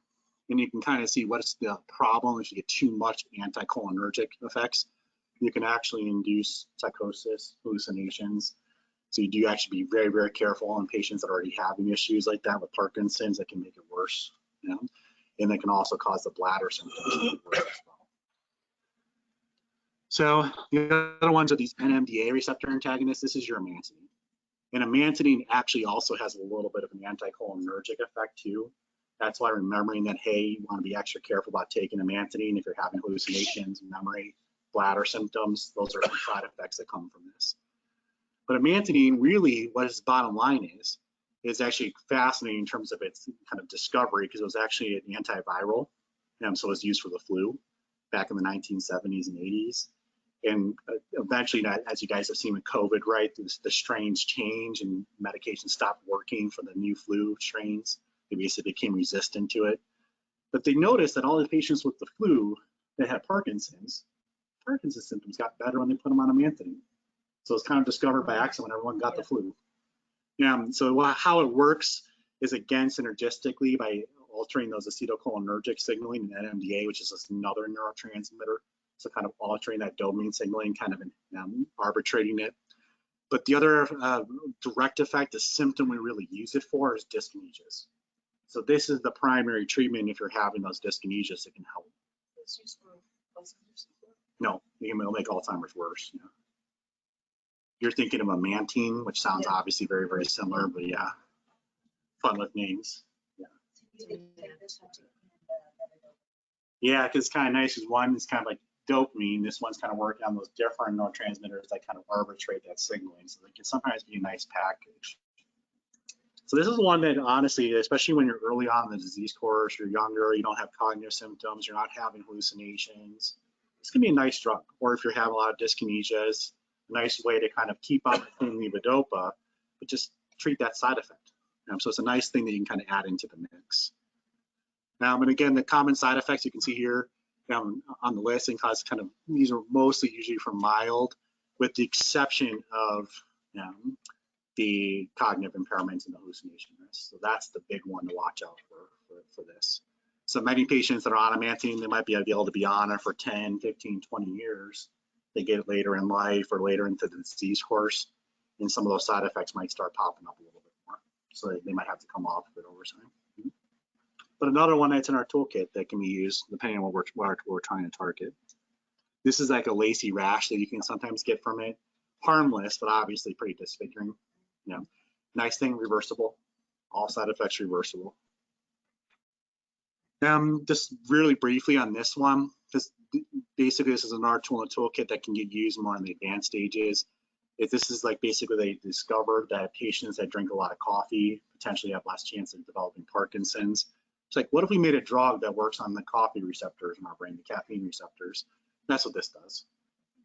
What's really controversial about it is the studies that didn't meet their endpoints, meaning they weren't positive trials for benefit in the US. They started using it in Japan anyways. And then they came back a decade later and said, well, we seem to be doing okay in Japan. Why don't we use it here? So that's actually how it got approved. So I would say for most of us, it's kind of if it actually adds much to the mix. I do have some patients where it seems to help. And it's another way, kind of in that same token of like you can do dopamine plus kind of targeting the caffeine receptors, so you kind of get two different flavors. So you might see this one, but unfortunately the other limiting rate about why it comes in later is cost, because it's newer. So kind of skip past this. I want to kind of make sure we talk a lot about the questions we're talking about. What are those big treatment decisions? Now we've kind of gone through the tour of the different options. How do we pick? What do we do to kind of come to those decisions? We already talked about it, and I'm talking about it again. All treatments that we talked about here are symptomatic relief. What's our treatment that slows down and keeps brain cells from dying? Beautiful. Okay. So again, if you're not having symptoms that bother you, why the heck are you being put on a treatment for them, right? So it's really, really important for you and your caregivers and everyone else. So first and foremost, understand what are those symptoms that bother me? What do I care about? What do I need to be better? Well, I can't exercise because I'm too slow and inefficient. Well, okay, let's talk about that. Let's get you exercising by getting on the medications. I'm having trouble walking, I'm having bothersome tremors. What are those symptoms that are bothering you? That's what dictates the treatment decisions. So it needs to be collaborative. You need to be with the caregivers or caregiving team that's talking with you about those. But how do you help yourselves is identifying those problems and coming to your doctors with that list. These are the things that bother me. That makes you have much better chance of success of having the treatments directly address what you care about. Is there anything you recommend for cognitive issues? Yeah, so cognitive issues, there's not great medications. There are some. They actually do the opposite for the anticholinergics. You can actually get back some acetylcholine. There are drugs called donepezil or Aricept, rivastigmine, which goes by Exelon. Yes, and that can really be used. Alzheimer's type. Yeah, and they work way better in Parkinson's than they do in Alzheimer's. So sometimes they get poo-pooed, especially by geriatricians. They hate them because they don't work very well in Alzheimer's, and Alzheimer's is so much more common than Parkinson's for the cognitive issues. They kind of will, I have had some of them take my patients off, but the Parkinson's patients are the ones that do really, really well. The other nice thing about those acetylcholinesterase inhibitors, they treat hallucinations too. Actually, I mean, is it effective for muscle soreness? It can be, but muscle soreness is that's where you really have to work with your provider, because if you wanted me to start listing off the causes of muscle soreness, we'll be here until tomorrow at 6 p.m. So that's where you really have to try to kind of pin down like what's causing that muscle soreness. And that's one of the things that absolutely I do. So if I'm working with my patients, I'm trying to ask questions or do my physical exam to figure out what's the cause and then what's the right solution to it. If it's from rigidity, stiffness from Parkinson's, then absolutely an antidote can help though. Some people don't tolerate carbidopa. Yeah, and that's a tough situation. And now the good news is we have a lot of like different formulations and different ways to kind of work around it. We had one patient mention about being on Zofran, for example. There's other ways to potentially kind of deal with whatever the intolerance is. So that's one thing that we spend a lot of time on, is like, how can we kind of work around it? But unfortunately, yes, you're absolutely right. Sometimes we kind of are in a situation where we can't use a standard carbidopa levodopa. That's where all those other medications we just went through, that's where sometimes they come into the mix. What about pain? Treating pain. Yeah, so pain's another one. If you want me to start, I'll be here until tomorrow at 6 p.m. And where there's just so many different causes of it, the first and most important step is trying to pin down with your treatment team why. Parkinson's doesn't directly cause pain, but if you have other things going on, it will certainly make a lot of those causes worse. If you have lower back disease and you need to stand like this, but your Parkinson's puts you like this, that's not going to be good for your pain, right? So there's a lot of times where it can make it worse, but that's where it comes in that collaborative team. And we're going to talk a lot about this too, in terms of that shared decision making. That's also teamwork makes the dream work. But again, just going to highlight a couple other things here. We already talked about all side effects are reversible with these medications. So you never back yourself into a corner by trying. Hey, let's see what happens. If I get side effects I don't like, I reverse course, or I figure out how to get rid of those side effects. There's no one way to treat Parkinson's. It's a collaborative decision. You guys are snowflakes, not only in your symptoms, but also in the treatments that you need to be the best version of you. So there's not just one pill that works for everybody. Everyone has different regimens because they have different needs, they have different goals, they have different tolerabilities of the side effects. So everyone, that's where that collaboration, really that shared decision making is the hallmark of treatment in Parkinson's. You had mentioned the genetic studies in the beginning, to tailor the medications to the individual. Yeah, so far where is that? we can't do that yet, but the more you guys participate in those genetic studies, the better we can get. How do you do? Yeah, so it's certainly going to any Parkinson's Center of Excellence. So with movement specialists, all of us are pretty in the loop on that. PAR, I'm sure you guys have resources for genetic testing, right?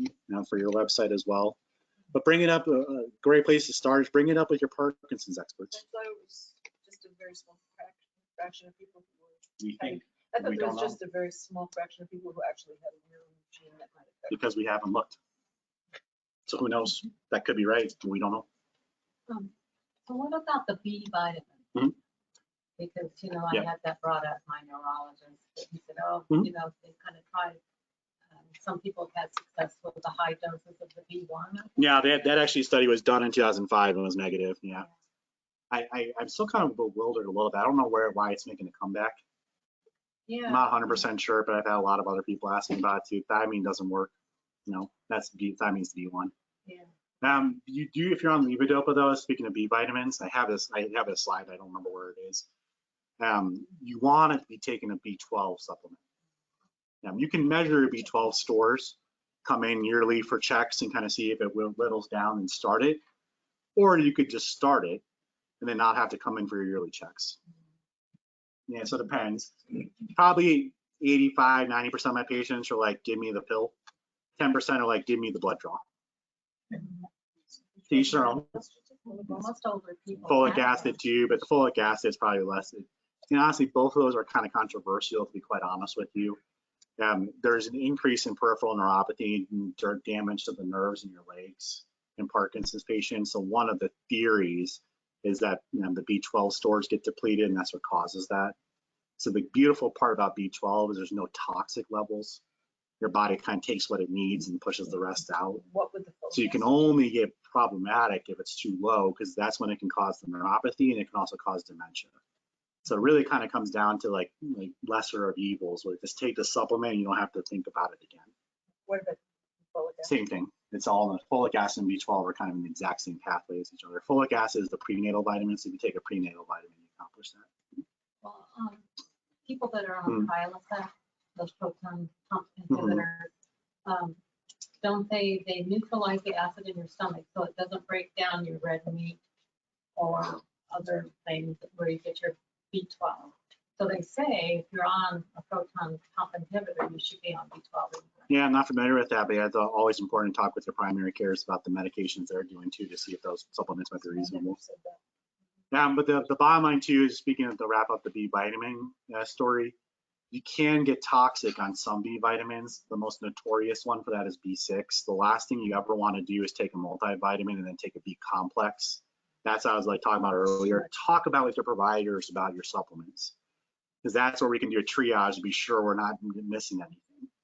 And there's a lot of those kind of naturopathic doctors and other things too that aren't as familiar with what we know about the Parkinson side of things. So we can kind of weigh in on those aspects of it too. Just make sure we're not doing anything that we shouldn't be. You mentioned caffeine, is that a problem?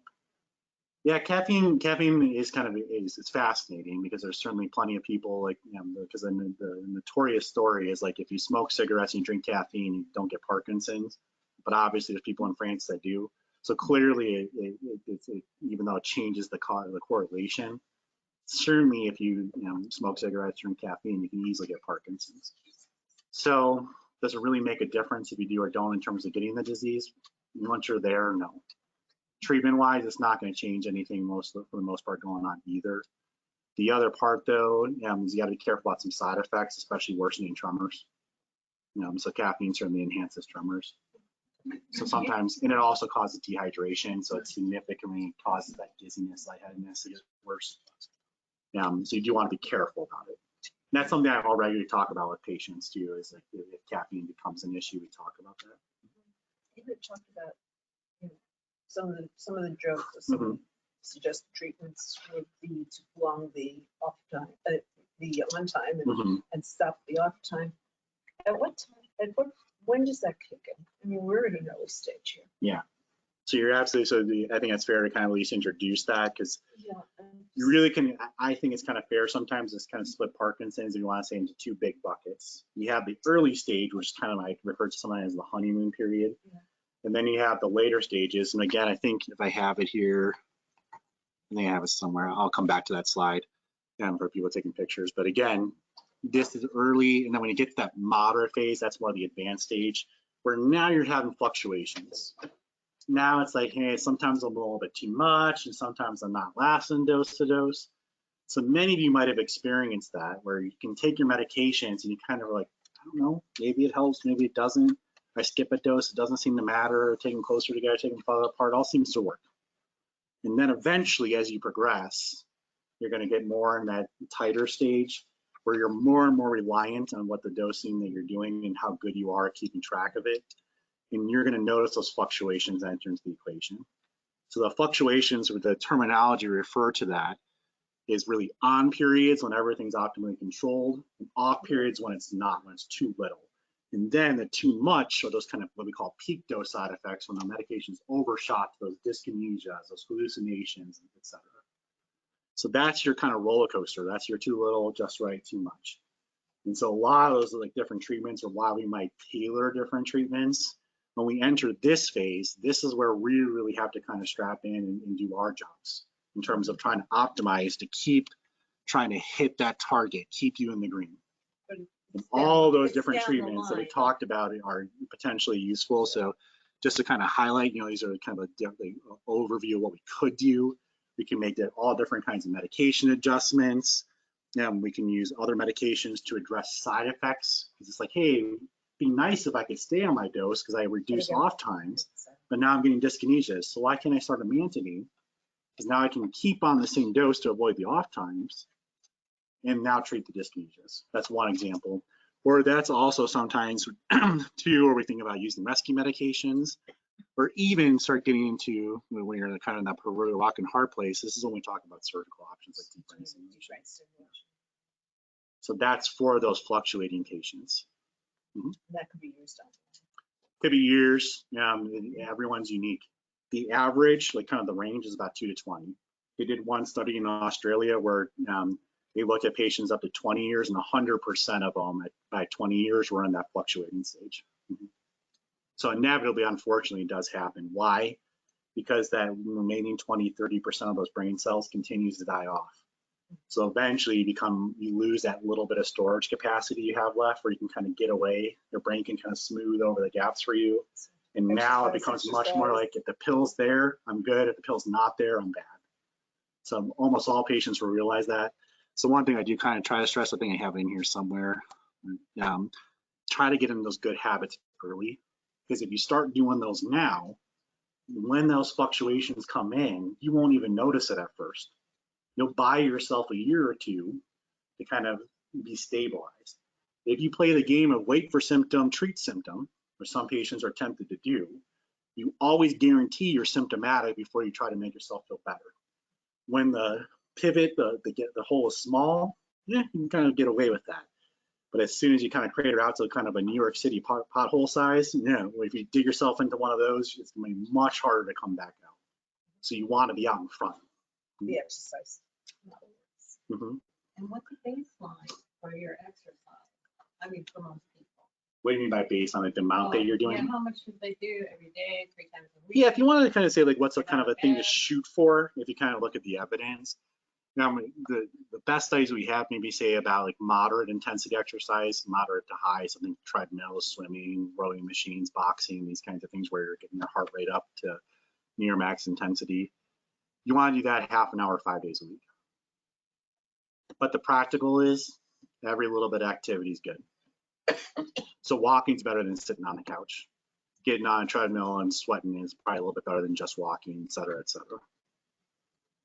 But if you kind of said like what's kind of a goal to shoot for, that's probably kind of the holy grail. If you said if I can get up to doing a moderate intense activity, 30 minutes, 5 days a week, you're doing pretty dang good. If you guys are already doing more than that, keep it up. Yep. Wonderful. Last session, they talked about stress being a factor. Yeah, so stress absolutely is. So the bottom line is with stress, regardless of what the deficit is in the brain or the body, if you add stress to it, that enhances the effects or the symptoms that are underneath. So if you have Parkinson's and you stress the system, the Parkinson's symptoms increase. So for example, you might get worse dyskinesias, but you also might get worse tremors and off symptoms too. And that can be psychological stress. That can also be caffeine. That can also be physiologic stress, like getting a urinary tract infection, where now your body's ramped up, it's stressed out, it's increasing its activity. So what is it conceptually? What's probably happening? Why do those symptoms come back out? Going back to those cells, are the neighbors, the ones that are still there, picking up the slack? So if all of a sudden they need to go to work elsewhere because you turned up the heat, you turned up what they have to do, they can't pick up the slack for the neighbors anymore. So now they drop what they were doing to focus somewhere else. Now those symptoms come back through. Sure, 100%. Mm-hmm. So that's, again, another reason why you want to make that kind of collaborative decision and why those non-motor symptoms are equally as important, because you want to try to identify those stressors. It's kind of a simplified way to boil it down. What are those stressors? How do we work around them? How do we avoid them? Sometimes it's medications. Great example is mood symptoms, probably a quintessential example, where mood, absolutely, there's medications that can help, but equally as important are the non-medication based therapies. Guess what works really well for the mood? Good. But again, the medications are always there to kind of be a benefit, a part of the puzzle, so to speak. I know we are past 6. I'm happy to kind of stay here and answer questions for you guys. But by all means, if you guys have to leave, feel free. You're taking any new patients? Always. Oh, Yep. great. Yeah, and PAR has our information or other information from movement specialists. You can just kind of put a quick plug to that, to be honest with you. It's not necessarily absolutely necessary you have to be seeing a movement specialist every single visit. We realize that that's sometimes unfeasible for many different reasons. But 100%, if you're reaching this stage, this fluctuation stage, make sure you're at least seeing them one time. Get into those Parkinson centers of excellence. Have that discussion about like, what else am I not doing? What have we not talked about? What are the options for me? What we do very regularly is work with a lot of general neurologists, local neurologists, or even primary care physicians and everyone else to kind of set up a big picture plan. Are you ready to talk about surgeries like DBS, those kinds of things? So it's important at that point to have those conversations with movement experts. Up at Anschutz Medical Campus. Is there a difference between In Nora. decaf and regular caffeine? Yeah, decaf has less caffeine, but it still has caffeine. So is there, say a person only has one, is any amount of coffee bad? Or can you have one cup? Situational, yeah. That's another snowflake situation where everyone probably has a threshold about what's good and what's maybe overkill. So that's something that probably the most common time that we can run into troubles is you really have troubles with that dizziness, that lightheadedness, the blood pressure issues. That's where the caffeine usually has to go. or at least decrease down. If you're not really having that, probably okay. Is there much research? Well, I got one more question in the back, and we'll come back to that. Yeah. So you take the medications, 3 times a day. Yep. But let's say you sleep longer in the morning. You have a morning where you just oversleep and you sleep till like say 10 Oh, o'clock. thank you so much for bringing that up. So Absolutely. then So, is that inebriate? Do you take that then? yeah. So actually, that's a great question. So what she was saying is like, hey, I'm working on my routine, but yes, most days I wake up at 7, but today I slept in and woke up at 9. So now what the heck do I do? Because I always take my pill at 7, I take my pill at noon, I take my pill at 5. But shoot, I missed the 7 o'clock, so now what do I do? So the spacing between the doses, like we talked about, the 4 to 6 hours is what matters. If I fly to my African safari tomorrow, when I wake up, I take my dose, and then 5 hours later, I take my next dose, and 5 hours later, I take my next. That works better than I have to take it religiously at 7, 12, 5. Does that make sense? So you keep that same interval between the dosing, you just change the times. Okay. So nowadays with the watches and everything, that's all how some patients do, where they say like, I take my first dose and I say every 5 hours, the alarm goes on. So it doesn't make a difference how, that you overslept that, Nope. it's not totally out of your system. No, it's really or whatever. cool. And one thing we don't really understand why is when you get, it's called sleep benefit. Okay. So when you sleep, that's why like you've heard me not talk about taking medications overnight. Now, eventually that unfortunately, Parkinson's becomes a 24-hour disease, and we do have to address that. But at the start, especially, you get sleep benefits. So if you're sleeping, you'll still wake up feeling about the same. Okay. And you'll have a little bit of a grace period, and then if you kind of walk around for an hour or two, yeah, here come the symptoms again. Has anyone else experienced that? I wake up with that, but then it goes away like within an hour and I don't feel bad the rest of the day. Yeah, and sometimes patients, and the other thing too, of course, there's plenty of other things that can contribute to waking up feeling crummy. Sleep apnea is by far and away the most common one in Colorado because unfortunately all of us, because we decided to live at this altitude, we all partially have sleep apnea. So I always encourage patients, keep a short threshold that if you're waking up feeling pretty miserable or a lot of fatigue sleeping, yes, talk to your primary cares about getting screened because sleep apnea is very, very treatable. And if you don't treat it, it can cause heart attacks, strokes, and all other kind of badness too. So it's not just even symptomatic. It's a nice preventative, just like controlling your blood pressure or watching out for your sugars for diabetes, etc. So thank you for bringing that out about just kind of, it's not always a Parkinson's per se, it could be other things too. I know it's not Yep. sleep apnea because I've been tested for that, but I wake up with these the internal tremors. I don't know if people, that's what I wake up with. Yeah, so usually what I like to do for patients that have a rough time waking up is I have them take their pills, roll back over for an hour so they're kicked in by the time they get out of bed. Yeah, so I feel fine with it. that's what I hear you, and honestly, that's where that kind of personalized choice comes in, right? Where it's like, hey, if it doesn't bother you, and it's like, I don't mind kind of dealing with it for the first hour. I don't need anything for that. Great. And you don't need to be on anything. That changes where you're like, yeah, those kind of, I don't like really having those. And one thing I always like kind of plant the seed for my patients on that, at least my personal approach, I always say to myself, like, when we get a headache, right, or we have a cough, and the cough drop's sitting there, when are we going to go get it? How bad does it have to get before we grab it? So I always say, when you're thinking about should I be on medications, if you're saying to yourself, man, if there's a pill right on my nightstand right now for how bad I'm feeling, I would take it. Well, that may be a time to start talking about whether or not you need to be on medications. So kind of that kind of like, that way to kind of do that self-check. If there's something right now for how I feel, I would take it. That's what we need to be talking about, maybe beyond medications. Well, I went on that clonazepam at the beginning because of the fact that I wake up in the middle of the night and I'm shaking, I can't go back to sleep. But now that I'm on the Sagilane, I'm thinking, I heard you say about Alzheimer's, I'm going to stop doing the clonazepam. Yeah, so you never ever stop clonazepam abruptly, but have a conversation with your providers about coming up with a long-term plan. I hear you. That's the idea, is you want to kind of make sure that you're always are kind of fact checking. You're always checking in. You started treatment, but how's it doing? What did it achieve the goal? What are those side effects? If you are looking for a short-term fix or a long-term solution, clonazepam can be great for a short-term fix.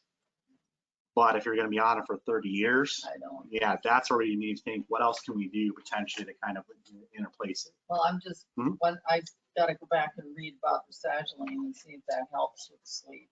Yeah, depending on what's going on with the sleep, that's where that investigation with the providing team might have to kind of dig into that, is what's going on. Because waking up with like shaking in the middle of the night is pretty rare for Parkinson's. someone that could mean that there could be something else. Could be. It's not that it's not Parkinson, but it'd be worth exploring. Can you, like, for example, a week from tomorrow, Mhm. we're taking a very early flight back to Durham, North Carolina. Mhm. To the point where I'm getting up at 3 a.m., in fact, earlier than that. If I stick to a 4 to 6 hour schedule, could I possibly be okay taking 4 in one day? Yep. To cover my long day? 100%. Okay. You can either try to kind of like do your 3 and be like, do I need a 4th one? So you can always kind of watch your symptoms, and in that kind of one-off scenario, it's always fine to kind of play that game. But if you're kind of noticing, yeah, here I come and I'm starting to notice my symptoms getting worse again, it's 100% okay to take it. And actually, I should mention too, the most common rescue dose, we talked about the Ambrosia. What's the most common one we use is an extra dose of Cinemet. Just a regular. Just a regular dose of Cinemet for those kind of unexpected offs. The difference is, like, do you have the luxury of waiting that 20, 30 minutes for it to kick in? Because again, if the off is pretty severe, then that might not be okay. If it's kind of like what you were saying, where it's like, I don't feel great, but I can deal with it. Well, maybe you don't need to have something that kicks in 5 minutes. You can take your extra pill and kind of wait for it to kick in. So I take Cinemet 3 times a Mhm. day, and there have been times that I've been out somewhere and I don't take my medication, Mhm. let's say at 5 o'clock. Yeah. And so now it's 10 o'clock. Mhm. Do I take it then? I think at that point it comes back to the same thing. Like if you're getting ready for bed, for example, it's like, am I symptomatic? Then you probably want to take it. At that point, if you're like, well, honestly, I'm doing okay, I'm just going to go to bed and I'll kind of start tomorrow, that's fine. So that's another situation like you're mentioning where you can kind of be like, yeah, like if I'm feeling pretty rough, I'm going to have trouble sleeping, then take it. Mistakes happen, life happens. That's a great example of what we talked about, so it's perfectly okay. Same thing too, that if you're kind of like, oh, I take my next one at 5, but here I forgot to take it. Here it is 3 o'clock. Do I take it? Absolutely, you can. And you can either, even if you did it where you took it at 3 and then took it again at 5, yeah, you might get some more side effects. You might be like, well, I better not do that again. 2 hours, that's too close together. But as long as you kind of really be careful in that situation, like, I might not want to do anything too crazy right after I take this. You don't double it up at the same time. If it happens, again, it's like it might cause some side effects. You want to be cognizant of that. You certainly wouldn't want to do that like right before you do something where you can be like put yourself in harm's way, like driving or those kinds of things. And I'd be like, well, let me take it easy if I'm doing that, just like kind of feel out how it affects me. Not different than if you start on any medication. I think it's always reasonable. You want to know, especially medications that work on the brain, put yourself in a situation where you can measure the response in a safe environment before you take the training wheels off of it. That's true not only for everything we talked about here, clonazepam is another good example, all those medications, antidepressants, anything that can affect your brain. Cannabis is the other huge one for that. Now make sure that the problem with cannabis is there's no regulations on it. So you might pick up the same batch in the same dispensary and it might be wildly different what's in those bottles, even though the labels are exactly the same. So you don't, if you're like, I started at 1 and I went up to 3, you don't get the next batch and be like, let me start at 3. You go back to 1 and you feel it out to get back up to 3. Does that make sense? You give it the respect it deserves, it can be a safe thing to try. That's true with anything. So if you're like, I've never taken that dose this close together, I'd be like, well, let me be careful about how I'm monitoring myself after I take it. But it works. Yeah, cannabis and that it's controversial. We just don't really have all the data that we need. The studies that do show it, probably the side effects outweigh the benefit, to be quite honest with you. What is it potentially kind of good for, and some decent evidence? It can help you with anxiety, especially if you're having trouble sleeping, those kinds of things. If you have panic attacks. One word of advice, though, for any of you that are interested in cannabis, number one, please talk about it with your providers. Don't feel like it's something I shouldn't tell because, oh, that Western medicine hates it, so I'm not going to tell them that I'm doing it. No, we need to know for safety reasons, but I'm more than happy talking through with my patients about what's our target, what are we trying to, why are we using it, what are we trying to achieve? Is that the best choice? It slows down my tremors like within 15 Yeah, because it minutes. goes back to that stress response. It's an anxiolytic, so if you have a lot of anxiety flowing through your system, absolutely cannabis can be helpful for that. CBD. So that's the other plug. No THC. Yeah, That's a, thank you for being my plugs in the audience. And that was exactly my next point. Took it right out of my mouth. CBD is pretty safe. Now, we don't know long term. We don't know big picture about those. So you're kind of going into uncharted territories for some of those things if you're taking over the long run. Now, as far as there's mixed evidence that those kinds of things can cause cognitive impairment and these kinds of things. But we know in terms of short-term use, CBD at least does not cause psychosis, and that's the danger with THC. We talked about those hallucinations and everything. THC absolutely is the component in cannabis that drives that. What about this? So you have to be very, very careful in a disease that's already at risk for some of those things, that you don't push yourself over the edge. And I've had, unfortunately, patients that put themselves in the hospital with that, for sure. What about the small amounts of THC? Same thing. Any THC, it's certainly a dose dependent. So the less the better. But if you have two choices, I would always recommend starting with CBD only. But remember, there is no product that's CBD only on the market. Most of those products probably don't even have CBD in them, to be quite honest with you, even if it says it does. But aside from that, you will test positive on your drug screens. So don't be like, oh, I'm CBD only, so I'm fine. You're going to test positive on your drug screens. That can be important if you're on pain medications for jobs or volunteer work or whatever it might be. Be aware. I should mention to you the rasagiline and selagiline on that same token. You'll test positive for amphetamines. So just be aware that if you're ever doing a drug test, if you're on rasagiline or selagiline, make sure you tell whoever's doing the test, hey, I'm on this for my Parkinson's, because you'll screen positive for amphetamines. I only had it come up one time in terms of a problem with a truck driver. It was a 40-year-old patient, and he was trying to get his long haul license renewed, and he tested positive for amphetamines. And no matter how many times I talked to these people, they couldn't move past it. So it probably would have been easier, right, if we knew in advance. So I try to kind of remember to tell patients. On that same token, by the way, rasagiline and selagiline, why is it test positive for amphetamine? Because one of the breakdown products of it is actually similar to amphetamine. It's a little different. It's not exactly the same as the street drug, but it actually works similarly in terms of improving fatigue. That's why, what's beautiful about rasagiline, you take it once in the morning, it can kind of give you that energy level throughout the day. So sometimes it actually is some evidence that both rasagiline and selagiline can help with fatigue and energy. So that might be another offset effect you're looking for. The downside is, be careful when you get the urine test. So I just have a question. I have a question about progression. Yeah. I've heard that if you're diagnosed early, it can progress faster versus if you're in your 60s or 70s and get it slower progression. Yeah, so to be honest with you, it goes back to that same snowflake. Everyone charts a different course. And if you kind of take hundreds of people, you can start kind of picking out differences between that. What tends to be the case, if you get it when you're 90, it tends to progress pretty slowly. When you get it in the 60s and 70s, that's kind of the average. If you get it when you're younger, it goes slower. Probably because you're healthier. You don't have all those other comorbidities coming along for the ride, like heart problems, lung problems, joint arthritis, and all those other things. So that's probably why, if you look at hundreds of people all at once, those factors make sense. But on the individual level, there's a lot of variables with it. So unfortunately, like if we took all the patients in the room and charted your course, we'd be all over the place in terms of how things progress. So that's what we do.